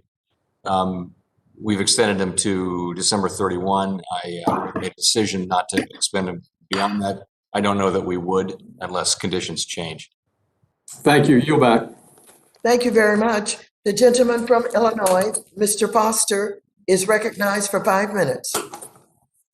Thank you, Madam Chair, and thank you. I'd like to first extend my apologies for having missed most of this hearing. We've actually found something more interesting than Fed monetary policy, which is a hearing I was chairing on the Science Committee on the origins of the coronavirus, which was, I have to say, a rather interesting subject. And I'd also like to thank my colleague from Arkansas for stealing the question that I was intended to ask about the differential effects of buying mortgage-backed securities versus other government guaranteed assets. And I appreciate your answer to that. And so one of the questions I have, one of the good things the Fed has been doing for the last several years is actually, instead of just publishing household net worth as if there was only one consumer in the country, but actually publishing it by wealth slices. And so you can see in your numbers, for example, that the top 1% wealthiest have about a third of the wealth in our country. The next 9% have about another third. And then between 50% and 90% have pretty much the last third. The bottom half, according to the numbers by Federal Reserve, have only 2% of the wealth. And this is very much related to how you model the economy. Because there are many of the policies that we're thinking of implementing, and many of the effects of your policies that have very different effects on on the top versus the bottom. For example, things that affect stock market valuations essentially only affect the top 10% of the U.S. So do you incorporate that in your modeling when you're trying to look into the future? Are you now using economic models that look at the different behavior of the different wealth strata in the United States? Yes, where it's appropriate. For example, much higher marginal propensities to consume among people at the lower end of the income spectrum, and lower at the top. We do incorporate those. Again, where it's appropriate, we do that. Yeah. Also, in modeling monetary policy, it matters as well. So. Certainly, and so yeah, if you have some sort of write up on that, that you could get, I very much appreciate it, because I think that's getting the coefficients there correct are really important to understanding how your policy decisions are going to affect not just the American economy as a whole. Do you have any general feelings on the apparent disconnect of the stock market with the the feelings of ordinary families? There were instances during the COVID crisis where there was a scream of pain from the general public, and yet the stock market was hitting record highs. What's your thinking on that? I never express an opinion on the level of the stock market, but remember what the stock market's doing. It's pricing in future cash flows, as you well know. And so it's thinking ahead. And I think in this particular, what happened last year was pretty early on. At the beginning, there was this crash. And then pretty early on, after the CARES Act passed and the things that we did, markets really recovered very quickly, beginning pretty early, looking ahead to what became a pretty strong recovery, and markets were righter than a lot of forecasters were, because the recovery did exceed expectations. But I can't comment on the actual level, though. And are you fairly satisfied with your response to the stress in the treasuries market? Do you need any new tools? Would you like to have any more? What's the current or the thinking in retrospect on that? I think the work is not done there. I think we are in the middle of bringing that work to a conclusion about what went wrong, what are the right tools, how deep out into the tail do we need to insure, and all those questions I think will come around. I don't think we're done with that project at all. I think this will be over the next 12 months. Probably there'll be a lot of ideas and discussion. The idea of central clearing is out there. There are a lot of ideas. Yeah. Well, just the imbalance of supply and demand may have been one of the critical factors there. And what you did there may actually have been very important in preserving the dollar's position as a currency that you want to have your country's economy connected to. And so that was well done. Anyway, I just thank you again. This is you're doing a heck of a job, and the end of the tunnel is in sight, and I hope we'll all come out of this and continue in good shape. How many minutes do we have left? Thank you. Thank you very much, ladies and gentlemen, members. We have a hard stop that we negotiated with Mr. Powell, and he's going to have to leave now.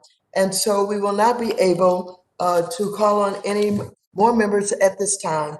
But those who were not able to raise their questions or to make their statements will be first in line when he returns. So I'd like to thank Mr. Powell for his testimony today. Without objection, all members will have 5 legislative days within which to submit additional written questions for the witnesses to the chair, which will be forwarded to the witnesses for their response.